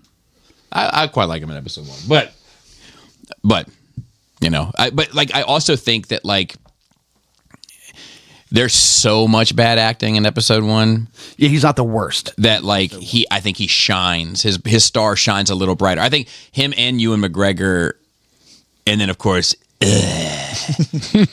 shine a little bit brighter because of who. Even like Natalie Portman's like a great actress, but she is so flat in so much of that. Yeah, and I don't think it's her fault. I think it's a lot of George Lucas's fault. Well, she's also very young in it too. She is, but she's old enough to know better. Yeah, but even in The Professional, when she was like 9 and 10, she was fantastic in that. Yeah. That was long before. So for 2, the only note I have for but what did you think about Maul being as like your first introduction to Darth Maul? So remember, I watched a lot.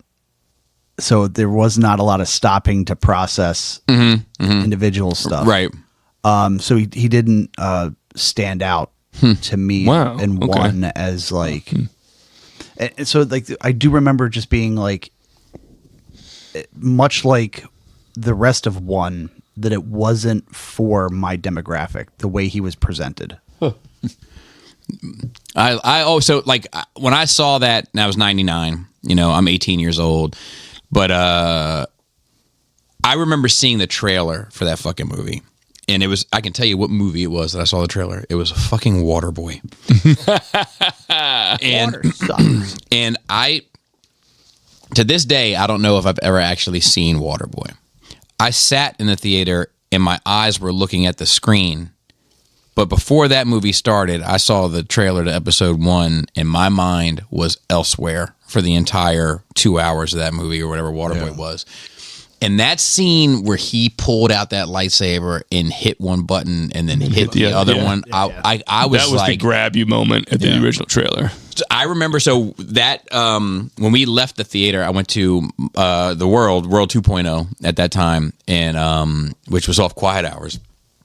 And I went there and I was like, I saw a fucking commercial. I don't even think we called them trailers really back then. I was like, for fucking the next Star Wars movie. They're like, what? Like TVs went off.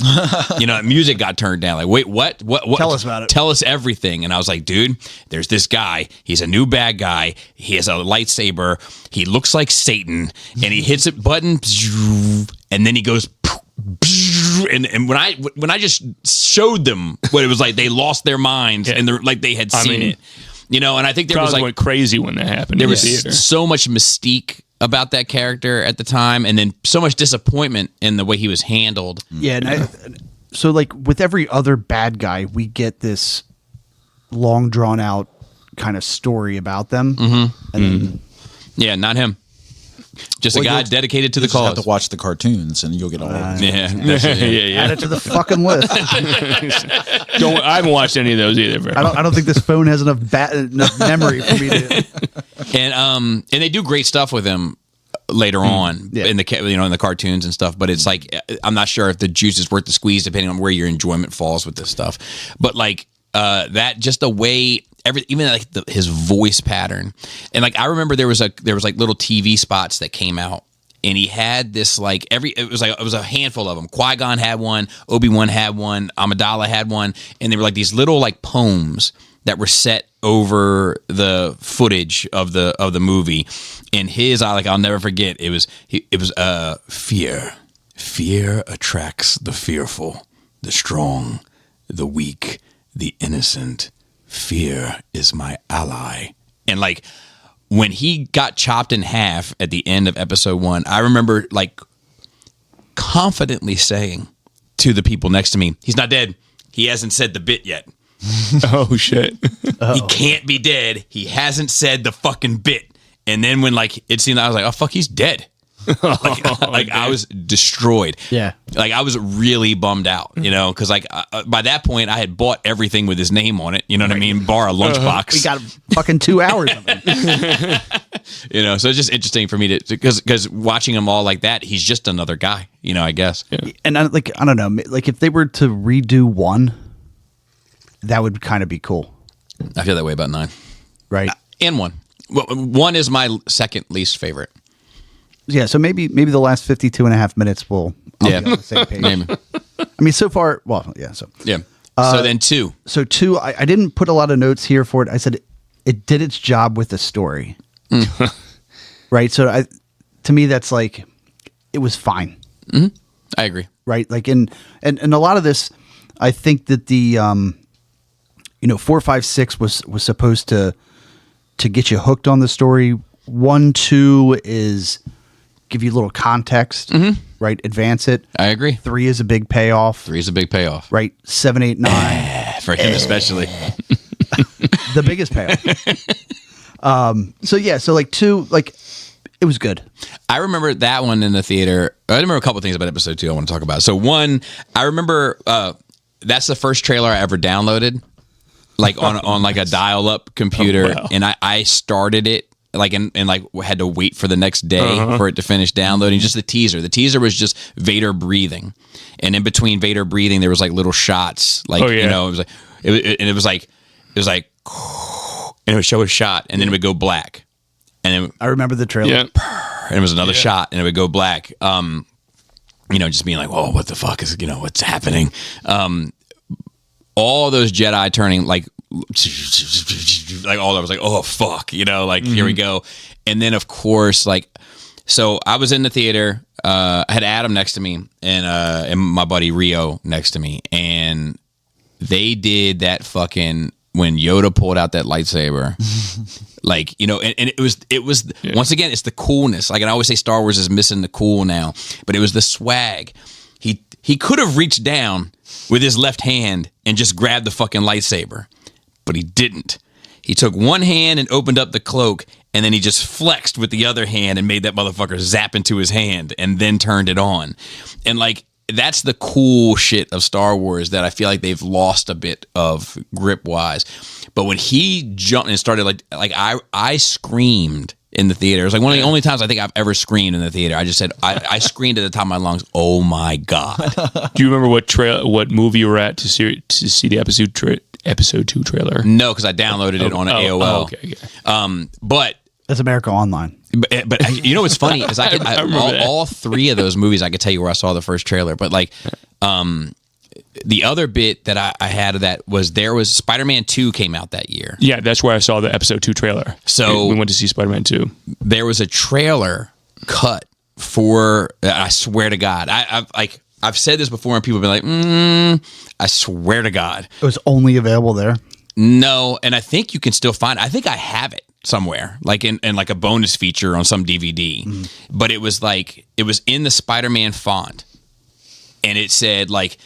It like swung down into the screen, like from the top into the middle, and it was like this summer in the Spider-Man font, and the next one was like the biggest action hero, and then like the next one came down like leaps onto the screen, and then they cut black, and then it opened with Yoda fucking snatching the lightsaber out of his fucking Yeah. Good. it was great, but like that to me, that movie is a hard one to watch for me. Episode 2 is the one that I had the most difficulty watching. I think it's technically better than 1 and more soundly written than 9. But I have a hard time watching it until we get to Geonosis, like until we get to the arena fight, because there's so much stuff that's just overcooked. Like them trying to kill Amidala. So they send out a fucking droid that cuts a hole in a window for little snails to come in, to jump out the window, to be chased down a thing, to be shot in a thing. Like, no, you just sit across the thing and shoot. You just do that part. Just do that part first. It's that shit that like drives me nuts with episode 2. And I think that because the whole point of it was just to get to 3. Was just to fill the gap. Yeah, it was a bridge builder. So I think they realized it's very tough stretched to put a movie together and just be like, hey, we're going to sacrifice just to get to there. I think that they realized. I think when George sat down to pin episode 2, he was like, "Fuck, I started too soon." Right. Like I went back too far, and I think. Or we didn't get far enough in 1. Yeah, or that. Either or. Right. Either or, like a time jump or something. Like, I think had episode 2 been episode 1, and then episode 2 was just a Clone Wars story, and then episode 3 was still episode 3, it would have been a much more sound trilogy. And I think they realized that, and that's why they did the Clone Wars series, is they were just fuck, the real meat of this story is the part we skipped. That was so... Yeah, so And then 3. the biggest story payoff with Obi-Wan and Anakin / Vader. Such a great ending. Yeah. Right. It's so good. It's so good. Dude, and that to me is like George Lucas's like what do they call it? Like Magna Carta or whatever, like his Magnus Opus. Yeah, like it's like Magna Carta is a Jay-Z record.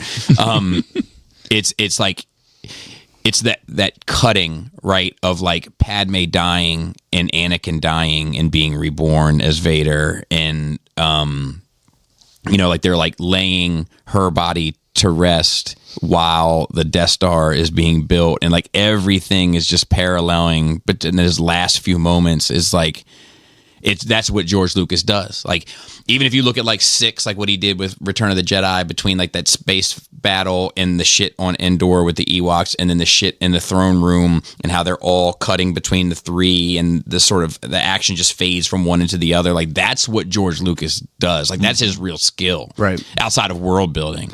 And you got to make a little noise for Padme's love, though. It was strong. It was strong. It fucking killed her. It'll do it. It'll do it. And I make those droids that like deliver with those weird scoops on their hands. And like oompa. I was waiting for Oompa Loompa Loompa Zone. Doopity doo. And like I said, I think last week, like, you can just tell that Ian McDiarmid, playing the Emperor, like he had been waiting his whole life for that moment. You know, like everything he says is just so perfect. Like I love, like, just watching it. Like, it's like it makes me smile when he's like, I have been waiting for this for a long time, my little green friend. Like, everything is so perfect, you know, that comes out of his mouth, so to speak. There's only a couple ones that bother me. One is that when it's like, I remember watching that. Yeah, I remember watching that in the movie theater, and I was in on that movie, and then that part where he gives Darth Vader his name, but like just where he's making all the weird noises, and people in the theater started laughing. Yeah. I was just hung my head. It's awkward. It's awkward. It's almost sexual. Like, that's what when I first saw that, I was like, is he like hints ejaculating? You shall be known as no. Yeah, I was like, damn, dude. I love when he's also telling him to like go kill all the Jedi, and he's like, when he's thinking about it, he's like, we must move quick. The Jedi are relentless. Like, you can just say he hates them motherfuckers. Like, I love that shit. Complete scowl he has the entire time. And then, of course, have you ever heard the tale of Darth Plagueis? Darth Plagueis the Wise. So wise. He's just waiting the whole time to do that. Yeah, dude. I've been waiting my entire life for this moment. It's like when you were just born to, like, that's what, like, even like when he's like hanging off of that like Senate thing, and he's like looking down at Yoda, and he's like just laughing. He's just like, he's like he can't believe it all paid out. He's like the Joker. Yeah, basically. Yeah. It's like, yeah, it's so good, dude. And the whole like fucking Yoda and Sidious having a lightsaber battle in the Senate while battling for the Republic. Like, all that shit is like, that's fucking Star Wars. Yeah. You know, like, God, so good. So good. So good. So yeah. good. So I mean, like, yeah. So 3. Oh, I wanted to talk about my trailer for that one too.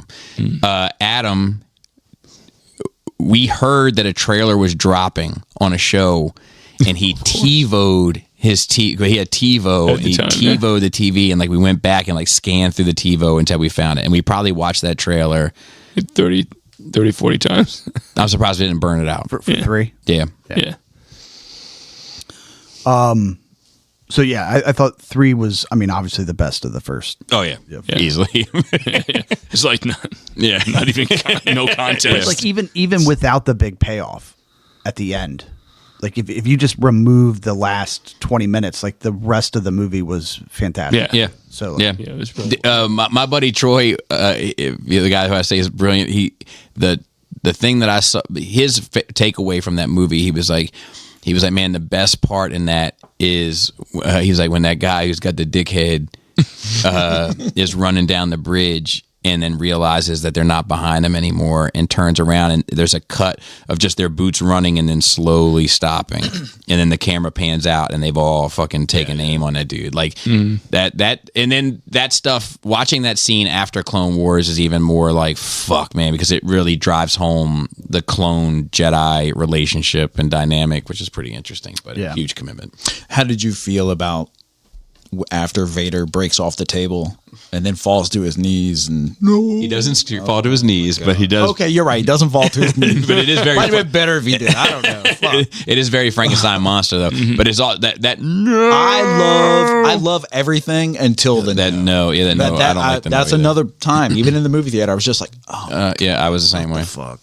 And then they put that no Yeah, and then they reused it in Return of the Jedi, which is awful. Yeah. Yeah. But speaking of Return of the Jedi, so then you watch that one. How did that fit? Did that hit any different, as it were, after watching 3? So I wrote for 7. Very well done. 7, okay. Oh, that's right. So 6. Yeah. Yeah, I didn't put any notes in on 6 just because it's just. So 6 has the Ewoks drive me nuts, and the older I get, the more they drive me nuts. But it's more so because of one line from the Emperor. It's just one line where he says, "An entire legion of my best troops awaits them," And then they get fucked. and then they by get little fucked bears. up by They little were rocks. not And expecting teddy bears. they weren't, and neither was I. They were put on the back foot. If he would have just been like an entire legion of my newest troops. But that line, that segment in Jedi has my favorite. That is my favorite line in all of Star Wars. That Under the stairs part. yeah, that fucking Still good. your feelings have now betrayed her to. The thoughts betray you. Your feelings for your friends are strong, especially for Sister.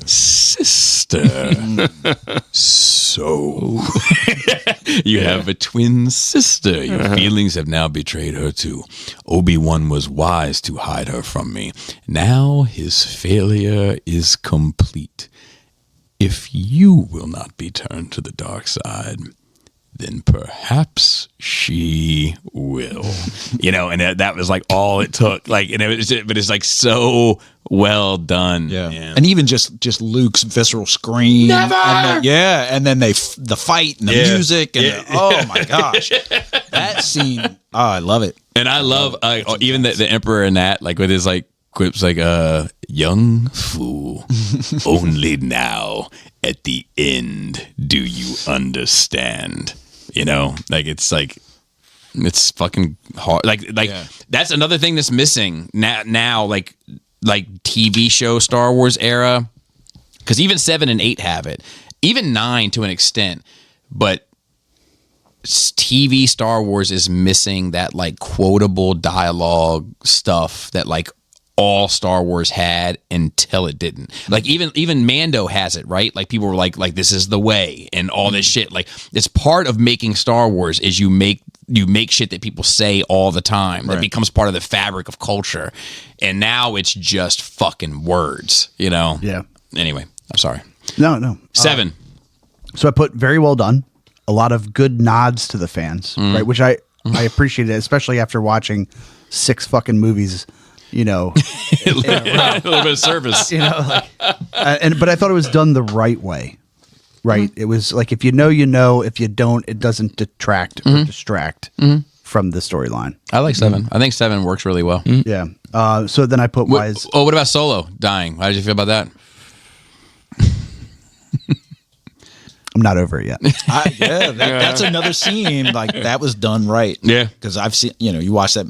Like I said, we watched all those with the kids not too long ago, and that scene, it's still, Yeah. you're just like, oh my god. When Chewie cries out, it's like, ooh. Yeah. Oh, So I had that in here. It's a gut punch. Yeah. But I did put why is Adam Driver so sweaty all the time? But I also put why does Chewie never get his time? Right. So like when they land right after the mission and Leia hugs Rey and walks right past him. Chewie just walks. Yep. Yeah. Yeah. Yep. You know what I mean? Like Yep. That was so that scene. I debated about the meaning of that scene for that little ending. hours. Yep. Yeah. That it couldn't have been on by accident. That shows that she's somebody important to Leia. That she's lost the father. I thought she was gonna. I hoped that she was gonna be Han's daughter. Mm-hmm. That was my hope. So I still don't know. Oh well. Hey, maybe she's Han's daughter. Right? Let me try, and I'm going to try to be careful about what I say. Yeah, he hasn't seen the last hour yet. That was my hope, and the fact that was the only reason why I could explain why she would walk past Chewbacca, like the lifelong friend of. Well, actually, no, I do know. She's the granddaughter of Palpatine. Okay, there you go. Right, but I don't know who the mother is. Yeah. You'll learn, but be that as it may. Yeah. But yeah, that scene in particular, even like stuff with like the marketing rollout, it was always like one lightsaber between the two of them, and they were kind of duality of the, like I was like, this is all pointing to them being connected, right? Kylo and her, and I truly think that, well, and we know now that when they made this movie, they basically had like a list of things that she could have been, and it was up to everybody to kind of continue exploring that. Right. And then they kind of just drop the ball. Well, between 8 and 9, which I'll get to that when we get to it. Yeah. But yeah, like, and Angry Gary, who you're familiar with, and so he always makes a good point that his biggest issue with 7 is that when Han died, we should have gotten to see a moment of Chewie just lose his fucking mind. Yeah, he should have like slaughtered, just like a savage animal, like just he does letting. Kind of, he does for just a brief moment. Yeah, but it's not long like, enough. He like jumped. I mean, like, ripping like stormtroopers apart, and like because there's a thing in the lore about Wookiees using their claws, ripping the arms, and well, so ripping arms. He doesn't go like full animal, really, and he does shoot Kylo. Yes, he does. Right. Yes, but to me, that's less about Chewie and more about Kylo being so distracted by the act that he has just committed that he's not connected to the Force enough to see. Because normally, he can tell something is about to happen. Right, he would stop it. Right. So there's a comic strip that somebody did back in the day of like when 7 came out. Of that scene, and it's done like in very like cartoon style, like almost kiddie style cartoon, where it starts off with Kylo shoving the fucking blade through Solo's chest or whatever, and then it cuts to Chewie looking at it, and then it cuts to Chewie like raising Kylo, like holding him, like putting him to bed, doing things with him, and then taking a shot that doesn't kill him.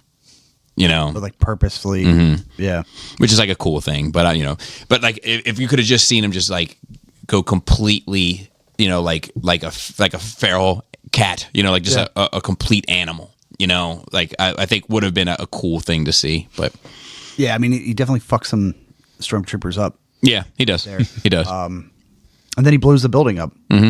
Right. Yeah. So yeah, so that final fight between Rey and Kylo Ren was pretty cool. Still not sure how Kylo got out.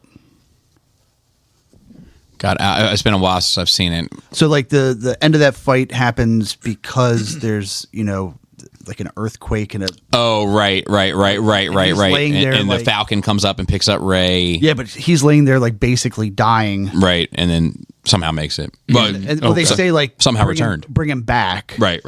Right. The Emperor says like get him back. Or Snoke. Or not the Emperor, Snoke. And Supreme Leader, which I guess is Kim Jong Un. Yeah, Kim. I don't know. Kim Jong Snoke. Yeah, Kim Jong Snook.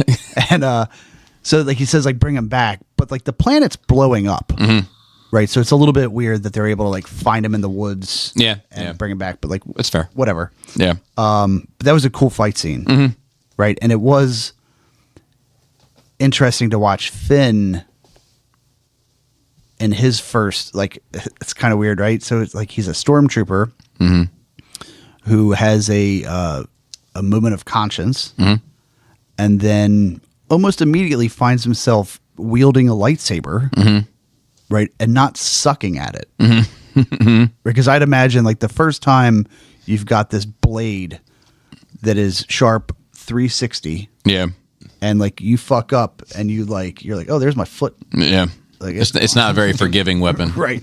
And we've seen plenty of videos of people fucking up with a samurai sword and actually, taking a finger off. And this thing is a little bit more powerful than that.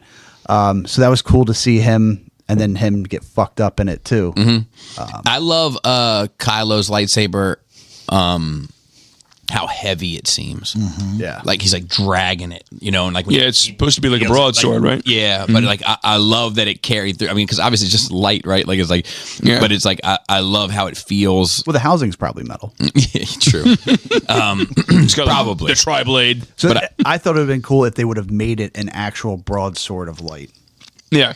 Wider. Right. That would have been really cool. But I always liked how like when he wields that thing, it looks like it's heavier than Vader's lightsaber or whatever. Like, and he's made a conscious choice to do it, to carry this type of weapon as opposed to something more elegant. And then what did you think of the flashback sequence? Because that was another thing that like fans ripped each other to shreds over for years. Was what was the meaning of the flashback sequence when Rey touches the lightsaber and then Oh yeah, in the basement of the bar, Maz's castle. Yeah. What do you think about Maz trying to fuck Chewie? Forgot about that. He's a handsome Wookiee. I'm kind of down. I'd watch that. Yeah. Only if she wore those Goggles. Yeah, they got to be gone though. Yeah. That was interesting, and like I liked how that was the real introduction that she, like the Force is strong with her. Because like we still don't know much about her at that point in the movie, Right. And then that's the first time where she's not just like a cool character or you know a right-minded person. I find her in that role, and I only really know her from Star Wars. I don't think I've ever seen her in anything else, but I find her to be incredibly charming. You know, like a very likable person, like character. You know, I don't know. So I mean that was a good scene, and then it was interesting. Like you know, I was trying to like get her to do it, and she's like, "Nah, fuck this. Like, I'm fucking out of here. It's too much for me, bro." Yeah, yeah. What about Luke at the end? Luke at the end. When she walks up to the top of the mountain and he's there, and she goes to give him the. Oh fuck. So I should have put this note in. So she climbs all the way up, and Chewie's like, "Nah, I'm good. I'm gonna stay down here." I'll look after Art. He's like he looks all the way up at all the steps. Like, you know what? I'm 200 years old. I'm tired. So she spends all this time getting up there, gets to the top, and in that scene you don't see any structure on top of the mountain. Yeah. It's just Luke, like looking off in a different direction. Yep. Right, and I was like, this motherfucker's been up here this whole time with no fucking roof over his head, no nothing, just chilling with a bunch of rocks. And then obviously in 8 they kind of open it up, and there's like huts and the locals that are. Oh yeah, that with the nuns. Yeah, The frog nuns. yeah, Which I love, by the way. they're fine. They're cool. There's a deleted scene with them too that I quite enjoyed. Or am I bugging? I either have seen this. I think I've seen this. I think this exists, or I've read about it and I just have imagined it. Yeah. But I think this exists where there's like I'm gonna fuck it up, but my spirit is right on this, if not the specifics. This like group of pirates come and raid the Frog Nun village, and Rey. Is that at the base of that island, or is that another island? I think it's at the base of that island. Okay. And Rey runs to their rescue and fights off these pirates, and they leave. But she goes back and says, like, why weren't you there, to Luke or whatever? Like, I had to do all this myself. And he like takes her to them. And there's like a circle of life element to why they come and raid this village. And then they like, so because she has intervened, shit is worse now for these frog nuns. Oh no. And he's trying to show her, this is why I've left, because we just keep making things worse. Oh, that's interesting. Yeah. Yes, I too also remember Right? something. I'm like not bugging, right? Yeah. But is that in the movie? No, it's a No, deleted it's like a scene, deleted scene. and I'm not sure if they actually shot it and I saw it or I read it.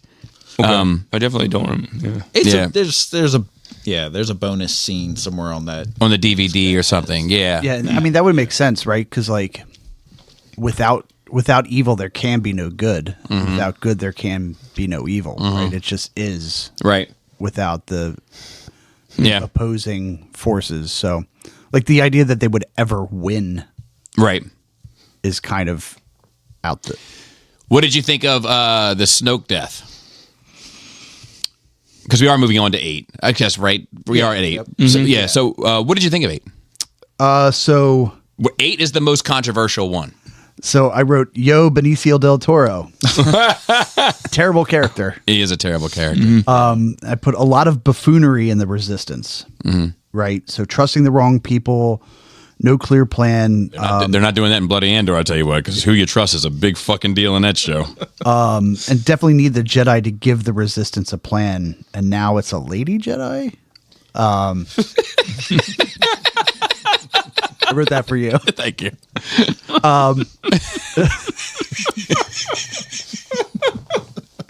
And I'm not sure who Finn is in love with. Right? I don't think the writers knew who that was supposed to be either. Like that was I think by the end, I think he's very much in love with Ray yeah, but it was until Rose saves kisses him. or saves him or whatever, and then he's like, didn't really "Oh, save. yeah." Like, I guess she saved him. Didn't really like he was. Yeah. That because gonna he was work? going to kill himself. Yeah, Was that he was- going to work though? That I No, don't know. would have done nothing. But that's what I love about Finn's arc, and I actually think Finn, much like Solo, and I love Han Solo. He's my favorite. He's my second favorite fictional character in history, next to Batman. Is that Solo probably should have died in Empire. It would have made more sense for him to die in Empire. Ford wanted him to die in Empire. He did. And I think the same kind of goes for Finn. Is that I think the arc of Finn starting off in 7 as being someone that refused to kill for a cause became someone that was willing to die for a cause is a beautiful kind of poetic, very Star Warsy thing. Right. But I'm okay with him surviving also because the arc is still there, but then you don't really have anything to do with him in the next one. You know what I mean? now It's he's similar to Solo. Yeah. Solo really doesn't do anything in episode 6. You know, he contributes in terms of logistics, but his Right. character doesn't really go anywhere. Yeah. Well, until you get to 7. Correct. Then he. I think that's why he had to live through 6. Yes, if he were to get to 7, yeah. Because he has to go in 7 because that's such a huge storyline. Right, Right. right, 100%. But I don't even think George was thinking that then. I think he was just like, I love my characters. I don't fucking want them to die. And fans are stupid. And Yeah, you're and then, stupid. and then he like gets to 7. My assistants are stupid. We got to have something here. Only person that counts is my pet dog and my kids. And I hate my ex-wife. And they're all stupid. Yeah. So like 8.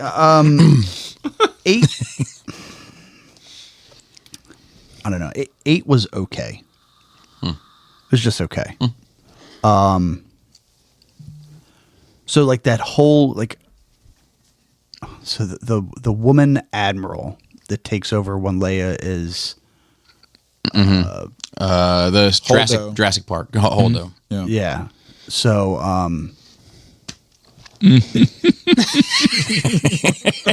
I hated that character.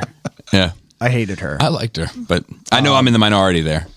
But so it's like they won't say the plan, so Poe goes in and he's like, hey, like you got to tell us, and she's like, no, like, you know, if you can see it then it doesn't matter and you got to believe it.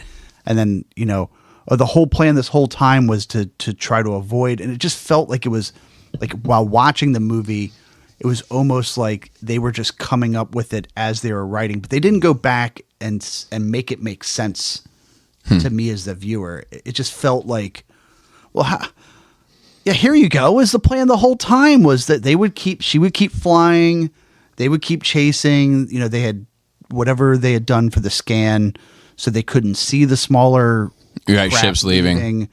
And you know the plan that Poe puts in, it was like that's what's going to end up fucking him up from the original plan. But if she would have just told him the original plan, Yeah. it'd have been fucking fine. Yeah, I agree. I agree with you there. However, I do think that a big theme to that movie is hubris. You know, it's a lot about that. And I think that a lot of characters, I think it's failure and hubris. I think a lot of characters fail in that movie, and that's what Yoda's trying to drive through. Right. And a lot of characters are, you know, believing their own hype to a point that causes failure. Yeah, but Which like that- becomes a metaphor for what Luke is feeling about the Jedi Order. But I don't think that secondary thing trying to disable the tracker was hubris. No. I don't either. I think her not telling Poe, like, no, you don't need to know this. The people that you fire the guns. We're the thinkers here. Okay, I got you. Yeah, because and then Leia flips that at the end, right? When they're looking to her, and she's like, "What are you looking at me for? He's in charge," and then gives it back to Poe. Yeah, you know, I don't know that whole little bit there felt like it was unnecessary. Well, yeah, I mean that's like I said, that's a very controversial film in the Star Wars world. And the whole like running out of fuel race is a big part of it. What Joey, I had to say that because otherwise I can get in trouble. But what Joey calls the minority adventure of Finn and Rose and Benicio del Toro out on their own, like that's the part of that movie that slows that movie down for me. That's my second favorite Star Wars movie, and it's solely because of Luke. Like, yeah, I mean, so like Luke, Rey, and Kylo. It's those three in that movie that I find like fascinating. Like, I think a college thesis could be written on. Yeah, and so like that whole thing from like if you just cut out the part of that side trek, right? They didn't know what. I think they didn't know what to do with them. I do think that. Yeah. Because, like, we didn't lose anything from that side trek. We didn't gain anything either. Right. Because that all ends up kind of being for nothing, except that Rose can hack the first, but you don't need to do all that shit to get her into that, right?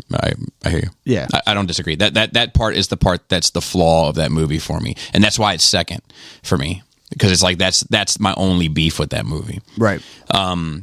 But that whole bit of like, because I was growing up and being a Star Wars fan, I've always said this, like, you were either a Luke kid or you were a Solo kid. You know, like, you either came outside with a fucking stick that was a lightsaber, or you came outside with a gun and pretended you had a dog. You know, you were one or the other. And I was a Solo kid, you know, and Luke always seemed like a whiny little bitch to me, like all through Star Wars. Like when I was a kid, I was like, I can't fucking stand this fucking guy. You know, he's a whine and complain and cry. And, you know, I was at the Tachi station pick up some power converters. I'm endangering the mission. I shouldn't have come and all that. Like, it's just like, I can't with that guy, you know, but I love one of the reasons why I love 8 is because 8 finally made me, as like a 38-year-old man, finally made me a fan of Luke Skywalker. Yeah, that final. Yeah, like that whole, like, I think like, like taking on an entire army and winning without throwing a single fucking punch is the most Jedi shit ever. You know, and like, and that whole dialogue between those two, and between him and Kylo, and all that shit, and like, so I love the part where they're up in the command ship, and what's the general's name? Hux, who being the spy. Mm-hmm. Oh, in 9. Yeah. And he's like, more. So, and that's a Star Wars quotable. Mm-hmm. Like, you see it in memes, you see it in everything. You know, it's part of the. But when he says, I mean, there's a lot that he says to Kylo in that scene that I truly love. But like at the very end, when Kylo realizes he's been had, and he walks up to him and just takes the you go into a diabetic coma right in front of my and just shoves the fucking blade in his chest, and it's just like that energy around it. Oh, yeah. And then he realizes he's been fucking duped, and everything is now for nothing. And Luke just goes and says, "See you around, kid." Yeah, you know, that was cool. And it's like that's some shit that Solo would have said to both of them. Yeah, you know, and right. Like love that shit. And then the right after that, the other payoff is Rey kind of like realizing the power of the Force by lifting all those rocks off the back. Right, and almost without seems kind of effortless. Yeah, because the rest of them, like, it kills Luke, right? Right, the projection, right? Yeah, it kills him. I think he makes a choice also to give it up. Sure, but similar to Obi-Wan on the Death Star, similar. But so they show him like when Kylo is figuring out that it's a projection, they cut to him on the island, and he is like floating. Yeah, but he is like in distress, like putting energy, effort into it. Yes. And then they go to her, and she's just kind of like, Yeah, well, I think there's a big difference between lifting rocks. Like size matters not, right? Lifting so rocks it's not the act of lifting; it's the projection that was taken. So like Luke could have probably lifted the whole mountain if he wanted, because he's learned that lesson of like the lifting is the skill, whether it's a stone or an X-wing doesn't matter. But sending yourself through time and space is something entirely different. Maybe. I think is how I took that anyway. yeah, I just took it that she was more natural and he was more. So talent is a discussion to be had with the Force. Because he's essentially projecting a Force ghost of himself without actually being dead yet. I wouldn't even say it's a ghost. I would say it's. I always took that what he was supposed to be doing.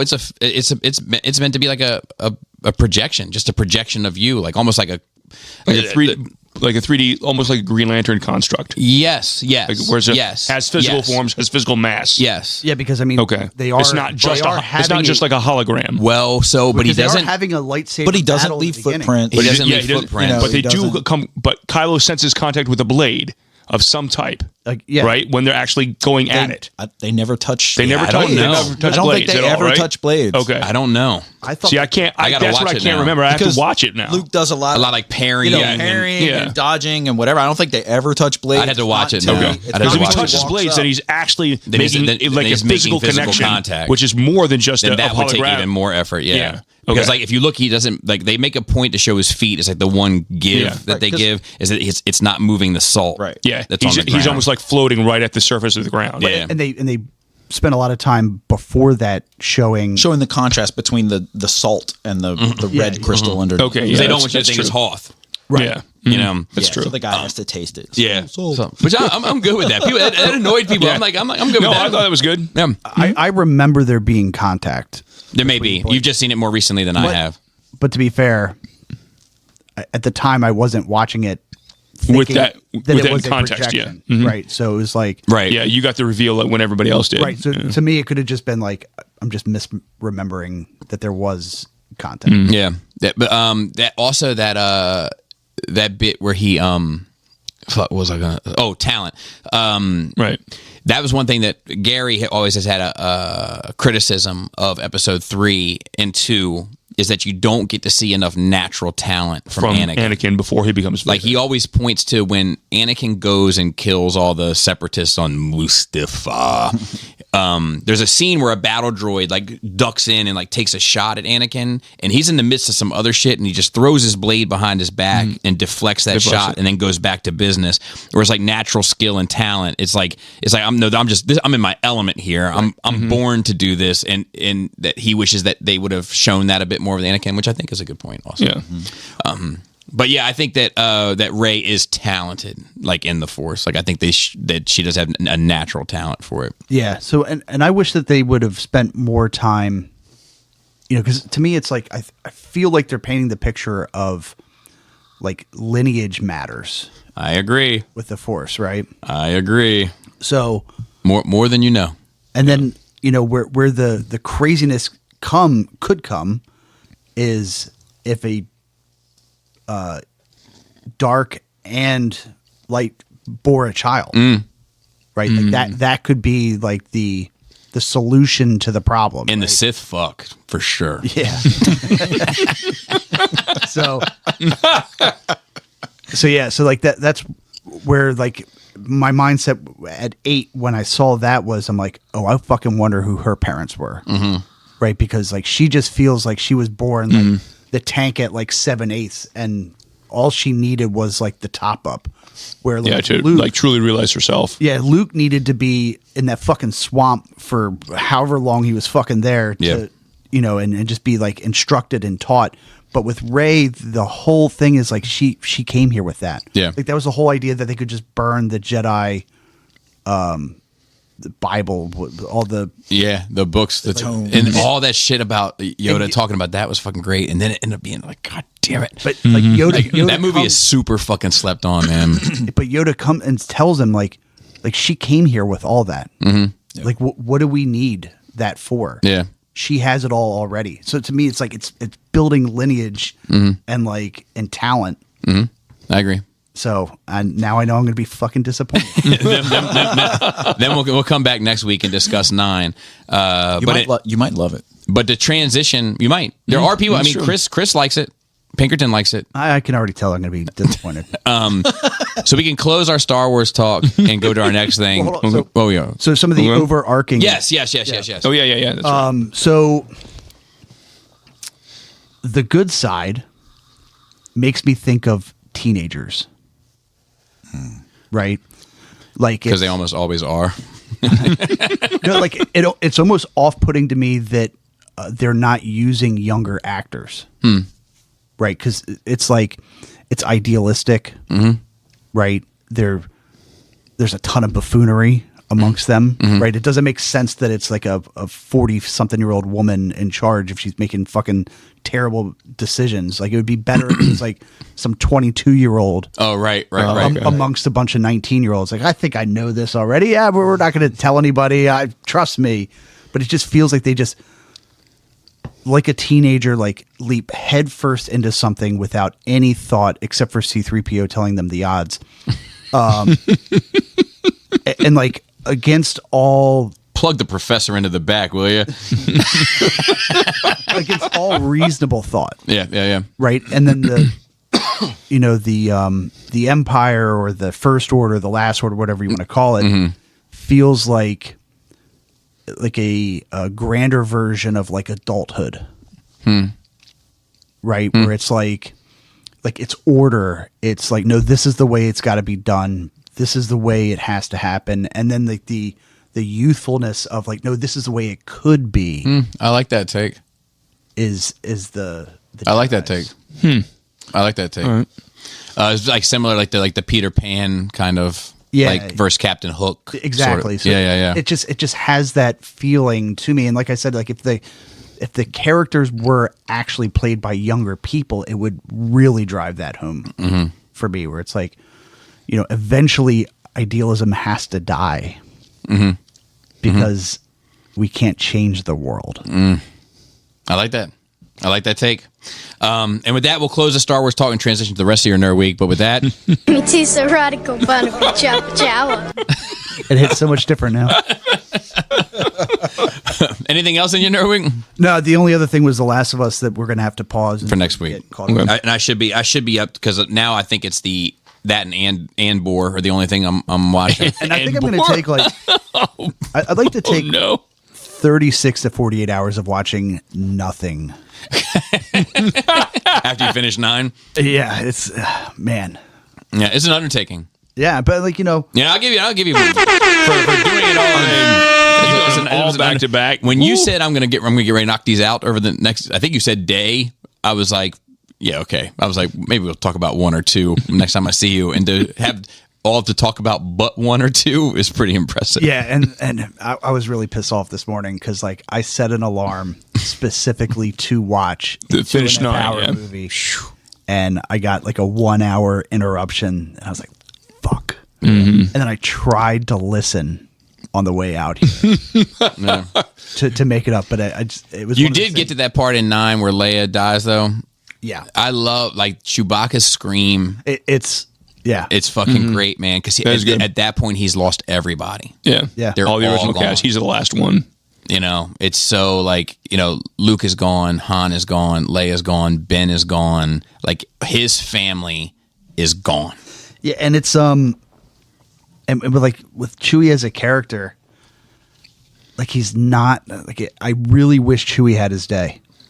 Yeah, and he's old enough to have seen the whole gamut. He's been around since. So he's been around since the Republic. Yeah, and even if you go back and rewatch Han and him, how old is he supposed to be in canon? 230 years old, I think. Holy shit, dude.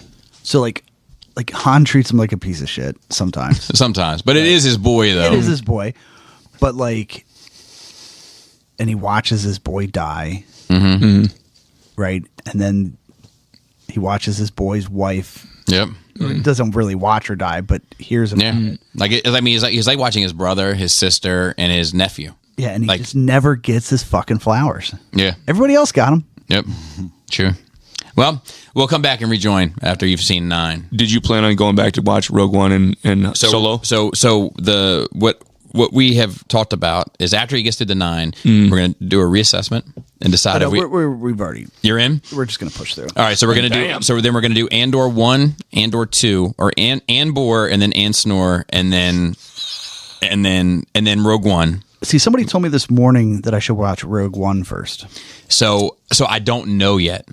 because Ansnor is not over. Yeah. But So it depends on where that ends up. The rumor is that Ansnor is going to lead right to the front doorstep of Rogue One. That's what they've said. It's supposed to. Yeah, it's supposed to it's supposed to you start one and start the other, and nothing has changed. Yeah. Okay. Well, then so there was never going to be. So you'd be the first on this show to have experienced it that way Live. Okay. So there wasn't supposed to be an Andor 3. This is it. Yeah. This is it. Okay. This is it. It's supposed to dump you at the front door of Rogue One. So I'll watch Andor 1 and 2 and then Rogue One. Yeah, and then we'll reassess Then Solo. if you're in. Well, no. I'm going to go. You're going to get through Solo. Okay. Hey, why can't I get you to do this for the MCU movies? So after Solo, you got to have a real long conversation with yourself. Because there's a lot of material that I've never touched. So in my list is after Solo is Clone Wars, and I have in there probably not. Woo. And then Rebels probably not, and then I have and many more. And many more. We have a couple notes. Nothing really crazy, but let's see. Chewie the snitching raccoon, keeping it Star Wars. So apparently a car got pulled over, and in the car was a pet raccoon with a meth pipe that tipped the cops off. And then the cops searched the car and found methamphetamines and cocaine in the car. Big old uppers time. It was crazy. Which is just, that's just good fun. You see the cop look in the window and he sees the raccoon. He's like, "What the?" And then he looks a little closer. The raccoon's holding He's got a pipe. He's trying to smoke it. And even the lady, the lady who owns the vehicle, she's like, "Oh, he's our pet. He's nice." I love so he reaches in and grabs the meth pipe. And have you seen that guy that's he's got a pet raccoon. He's always doing tricks with him. So it's it looks like he's in a sketchy part of town, and this dude's got this raccoon. His raccoon's all crawling all over him and everything, just like a parasite, and then they're like show me a trick with him, show me a trick, and he grabs the raccoon by his scruff and holds him up. And then puts his fingers in the shape of a gun and points it to him and goes, "Bitch, it's a stick up." And the raccoon puts his arms up in the air. That's great. Good trick. This is pretty great. That's good. And then Hawkeye, arm and leg. So apparently they asked Jeremy Renner, who plays Hawkeye in the Avengers movies and also Hawkeye in the Hawkeye television show, to come back and do a second season at half the price. After his injuries. He recuperated. And he was like, so this is going to be, let me get this straight, it's going to be twice as hard for me, and I'm taking half the money. No, thank you. But to me, what's interesting about that more so is it's telling as to what that shit is generating. That shit's not generating the money. Because if it was generating the money, they would never come in with a half price offer for something. Anybody with an agent is going to be like, yeah, you already set the bar. Yeah, you're going to be, so I'm going to be the first television star in history to take less money on the second season. Yeah. but at least they can say they offered him. Yes, that's true. But the other thing is, it's weird that they didn't come in and offer some sort of back end, so to speak. We'll give you a %. Yeah, so if it does do well, but Disney likes to own all of Disney shit. I know. And he made specifically claim that he has no problem with Marvel Studios. It's Disney itself that did it. Yeah, no doubt. And then the last bit is, I don't know too much about this. I'll leave this up to you guys if you two have heard anything about this. I know this is a thing, and I have one in my possession, but I haven't got a chance to mess with it. I'm halfway scared now. But there's a QC issue with the HasLab funded Omega Prime. Oh, I only heard about it. I don't know anybody who has one. I don't have it, but yeah, I've just seen where the chests are all cracking. Yeah, they're cracking. They're showing up broken, or they're breaking on first transformation. HasLab is also issuing, I've heard, replacement parts for it to people. Yeah, I think you have to send in pictures and... Well, I would imagine. Yeah. It's like a whole process. Yeah. So they said, this is what they're getting in response. Thank you for contacting Hasbro regarding your Transformers Legacy Robots in Disguise 2001 Omega Prime HasLab. Appreciate you bringing this matter to our attention. I apologize for any disappointment this may have caused. Please be assured that I have shared your concerns with the product team. We will be pleased to arrange an exchange for you. Please return Optimus Prime and accessories. To help facilitate the process, I've attached a postage paid mailing label to this email to assist you with returning the product to us. Simply package up your return, place the mailing label securely on the package, drop it off at the post office window, and it will be on its way back to us. In all the excitement of the Ultimate Combiner getting ready to ship for our fans, our replacement part for this HasLab have not yet made it across Global Space Bridge. No need to worry. We will place the part you need on back order since we received your return. And when the parts arrive in late June, we will send you an updated email with the tracking, letting you know the part is on its way. Whew. So, good luck to everybody and be careful. I'm sure there's shit everywhere that advises you the best way to do it as to not to break it. I'm sure that somebody has offered some advice somewhere. Is HasLab a U.S. company? So, HasLab is Hasbro's crowd-funded entity. So, it started, it was most successful with the sail barge that's sitting out over top of my Star Wars DTOFs out there. That was like the first really successful one. They had a couple before that I don't even know got off the ground. They had a Cookie Monster that failed because we started a hashtag here called Justice for Cookie Monster. It's true. That was like a 1-for-1 like mechanical thing, Cookie Monster. But it's basically like something that's too expensive for them to mass produce, too expensive to take up huge shelf space in a Walmart or something like that. But they know fans would be interested in it and they're down to do it. Most of them have been successful, not all of them, but most of them. I have a few myself. The sail barge is one. Unicron, the big transformer that sits in the middle of my display at the top. Galactus, the big blue and giant purple Marvel guy. Legend, yeah. And then Sentinel, and then I did another one recently. I think one of the most recent ones was Lyle Kaiser. No, I did not do that one. Okay, no. But I did the Star Wars one because I wanted the Star Wars. So like the But they did there are also things that are too expensive to be showing up broken. 100%. Oh, definitely. Or yeah. breaking after you touch it for the first time. Yeah, sure. It's ridiculous. But It's inexcusable. but manufactured probably in China. Yeah. China. No, I'm gonna come. it's just like I'm wondering if there's. Are you going to have to pay tariffs on the replacement parts? I'm gonna say no. Shouldn't. I'm gonna say no because this is a CYA thing for Hasbro and I'm just wondering if this is a loophole. So my prediction is no. Only because look, these motherfuckers out here, they complain if I call Frenzy Rumble or Rumble Frenzy. These motherfuckers lose their goddamn mind. They're definitely going to lose their fucking mind over some shit like that. Like it's just for damage control. I think Hasbro would eat that charge, so to speak. Gotcha. I just wonder if somebody actually has to pay a tariff on a replacement part. They may, but I bet you Hasbro pays it. Yeah. Because it's too much of a black eye on the crowdfunded thing. If it was just a retail thing, I could see him doing it. But this is the crowdfunded thing does require a little bit of trust between. Right. You know, that's true. I would definitely stain it a lot. Speaking of, And it's already been stained multiple times before. I did back the Marvel Comics US and UK run of the Transformers. Oh, the book collection. Compendiums. Okay. The 4 volumes. I did back it. I backed the $300 one, which gets you both of the US and both of the UK. And it's like enough for 2 me. or 3. It's 4. It's 4 books. Okay. 2 US, 2 UK. Volume 1, Volume 2 US, Volume 1, Volume 2 UK. Wow. And they're like this. They're like Yeah. this. It's pretty sizable. Yeah. So Hell yeah, it is. yeah, it is. So we'll see. It's supposed to come December this year. I think it's going to come. I'm gonna come. I have every reason to think that Skybound is doing it. It's a proper company. You know, like it all makes sense. But then the real challenge will be, will I actually read it? And jury's still out. But hey, I'll have it if I ever decide to. So that's the good news. Options. I forget. Did they give you cover options for those or no? Yes. You could do the Autobot set, the Decepticon set, or the blend. Okay. I went with the blend. All right. Not because On both sides? I think I went with the blend.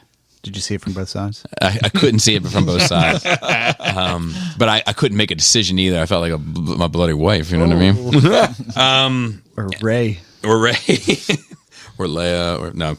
I'm kidding. Speaking of which, okay, so let me go into questions. Hey, how would you ask a question? Oh, good point. You can email us at nerdrageradiomail@gmail.com. You didn't want to do the one from today? Oh, wait. I do have something. The story from today? I do have some stories to share. No, I don't feel like there's a whole lot to it. So, Eric B posted, share some Skullstis. Oh, yeah. Memories or whatever, and I wanted to share. If you said, Little Sam said, bullying me and making me drink some drink that tasted like fire. I was happy with my bud, but that wasn't good enough.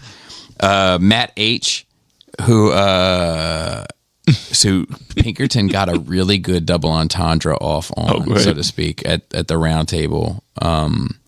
I think he said, because Matt's last name is Heard, he puts it out there. So he was like, but Matt heard it all before or something. It was well done.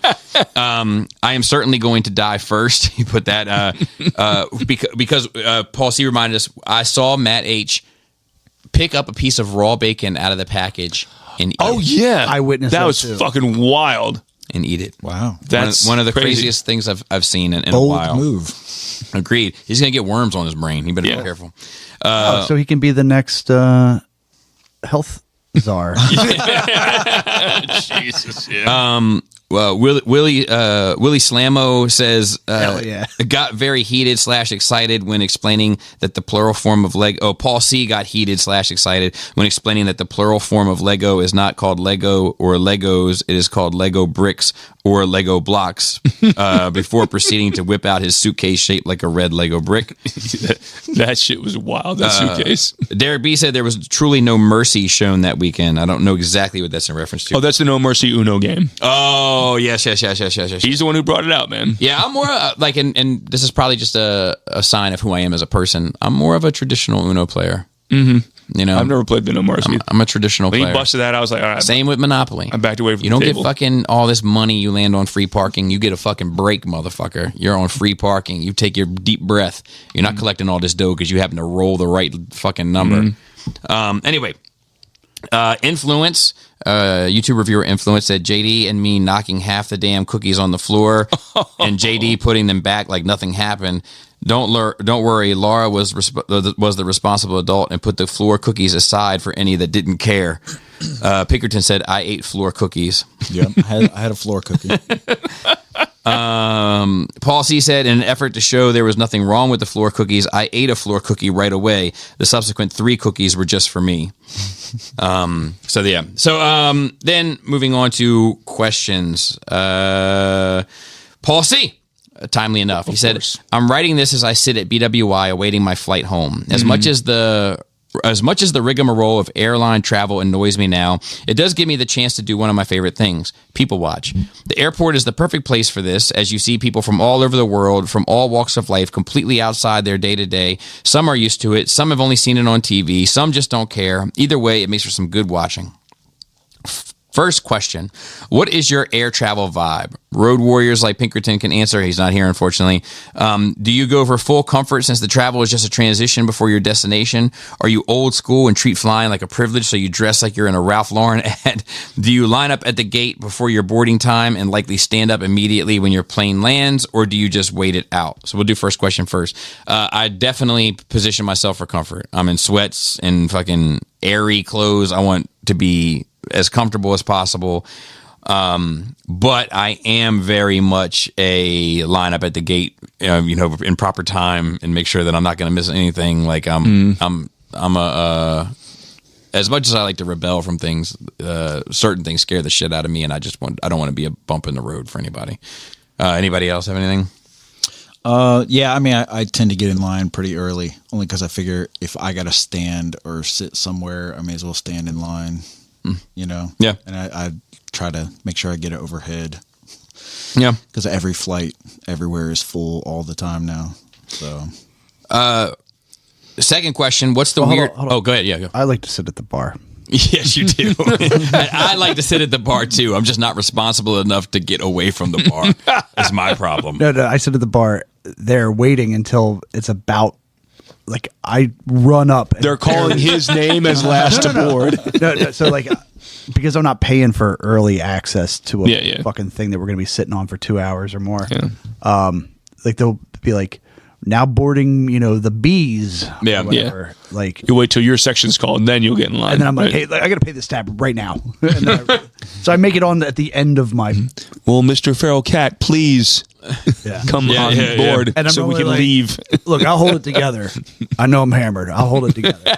I'm not going to be a problem. He's like, I'm not flying the plane. I'm just sitting in it. Second question, what's the weirdest thing you've seen in your travels? As I was going through security, I saw a dude in line wearing flip-flops.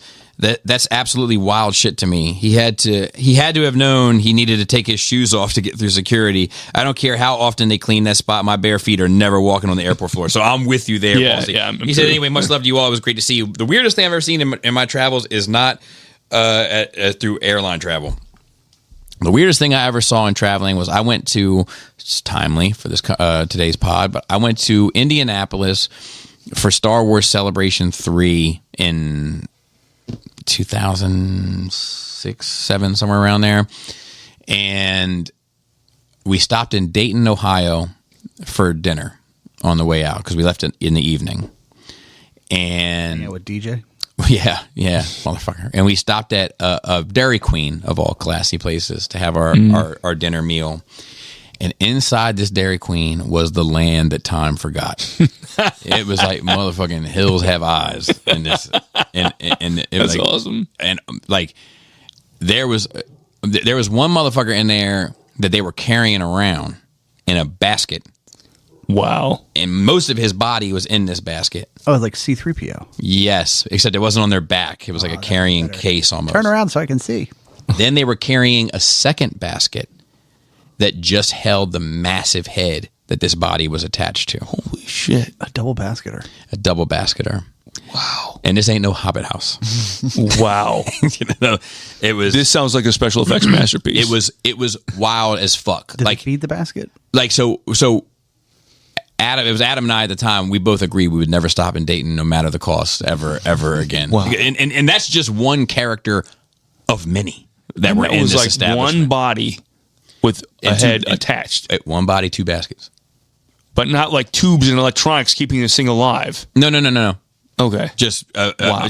a human whose body was maybe 2.5 feet long. It wasn't a bit of like a like curled up like almost like a fetal state. like a fetal state. The body like so it had limbs, but very small. well, I So mean, small? I don't know if they were small. They were contorted to a particular. They were basket contorted size. to the basket, but the arms and legs were in proportion to the body, but nothing was in proportion to the head. Shit. The head was so the body was probably 2.5 feet long, maybe a foot wide, a foot and a half wide across. The head bigger dimensions than the body. All head. And I'm trying to think. that was just the most bizarre character in there. Yeah. But it wasn't the only bizarre character in there. Wow. And these motherfuckers are just eating blizzards like everything's okay. Wow. I thought only that kind That of would stuff be happened. fascinating. Yeah. I would have to get myself out of there because I just want to be staring the entire time. Yeah. I mean, it was a situation. What did the basket person eat? I don't recall. I tried because you try not to. Yeah, I don't know if I could not stare. Well, you Oh, my try. God. Yeah, you try. Because I mean, this was a whole. Hey, Yeah. When the circus comes to town, I know. they want you to look. Holy shit, dude. Yeah, look, this whole fucking place was like even the motherfuckers that like this person obviously had some sort of condition going on, right? Obviously, but even like the caregivers, they had their own situations going on. Like Obviously. nobody in this motherfucker was playing with a full deck. Yeah. Nobody. Wow, man. Nobody. That's definitely the wildest moment I've ever like. I was like, this is how a horror movie starts. Yeah. Two guys from Maryland stop at this fucking Hills Have Eyes ass fucking Dairy Queen. Wow. And that next thing you know, we're chained up in the back room next to the fucking How great would it have been cookie dough. if Basket Guy leapt out of the It's basket. a real basket case, you know. It just started I had to shit my pants. like straight over to the soft serve and just Like, It was a like put it back in the basket. Next week we get a write in from him. He's like, dude, that was you guys. Remember seeing this bald-headed motherfucker? Yep, it was wild. Anybody else have a bizarre travel story? oh man, there's no way I could top that. There's no way I have either.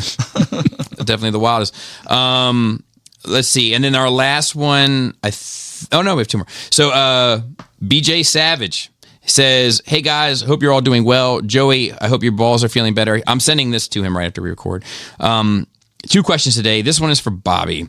Bobby, one thing you and I 100% have in common is that we both have awesome dads, but our moms were not great. Many of the horror stories you've shared about your mom completely mirror my life. What my life was like with mine. I found out my mom passed away about a week ago, and I still don't quite know how I feel about it.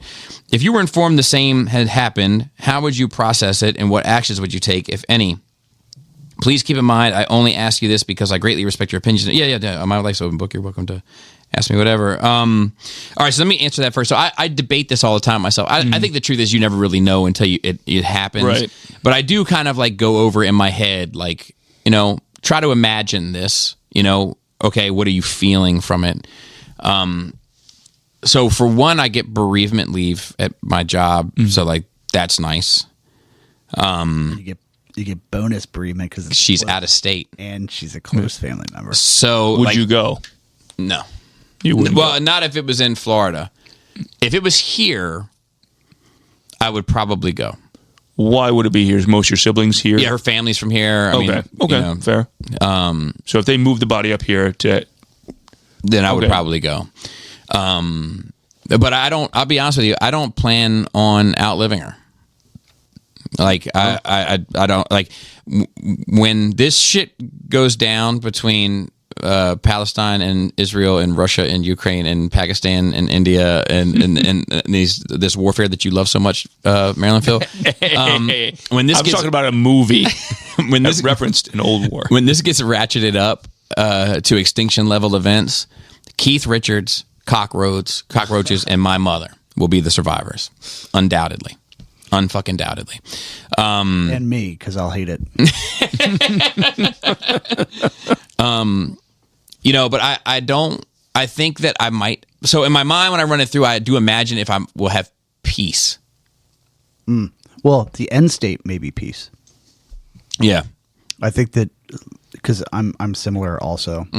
I think there would be years of emotion kind of escaping, and that would probably be a tumultuous section of time from hearing about it to processing, however long that is. But I think the end state would be peace. So I go through because regrets, right? Like I can't imagine myself having any regrets because I do feel like I've done everything I possibly could to have settled some sort of relationship with. But that's not how grief works. Yeah, that's fair.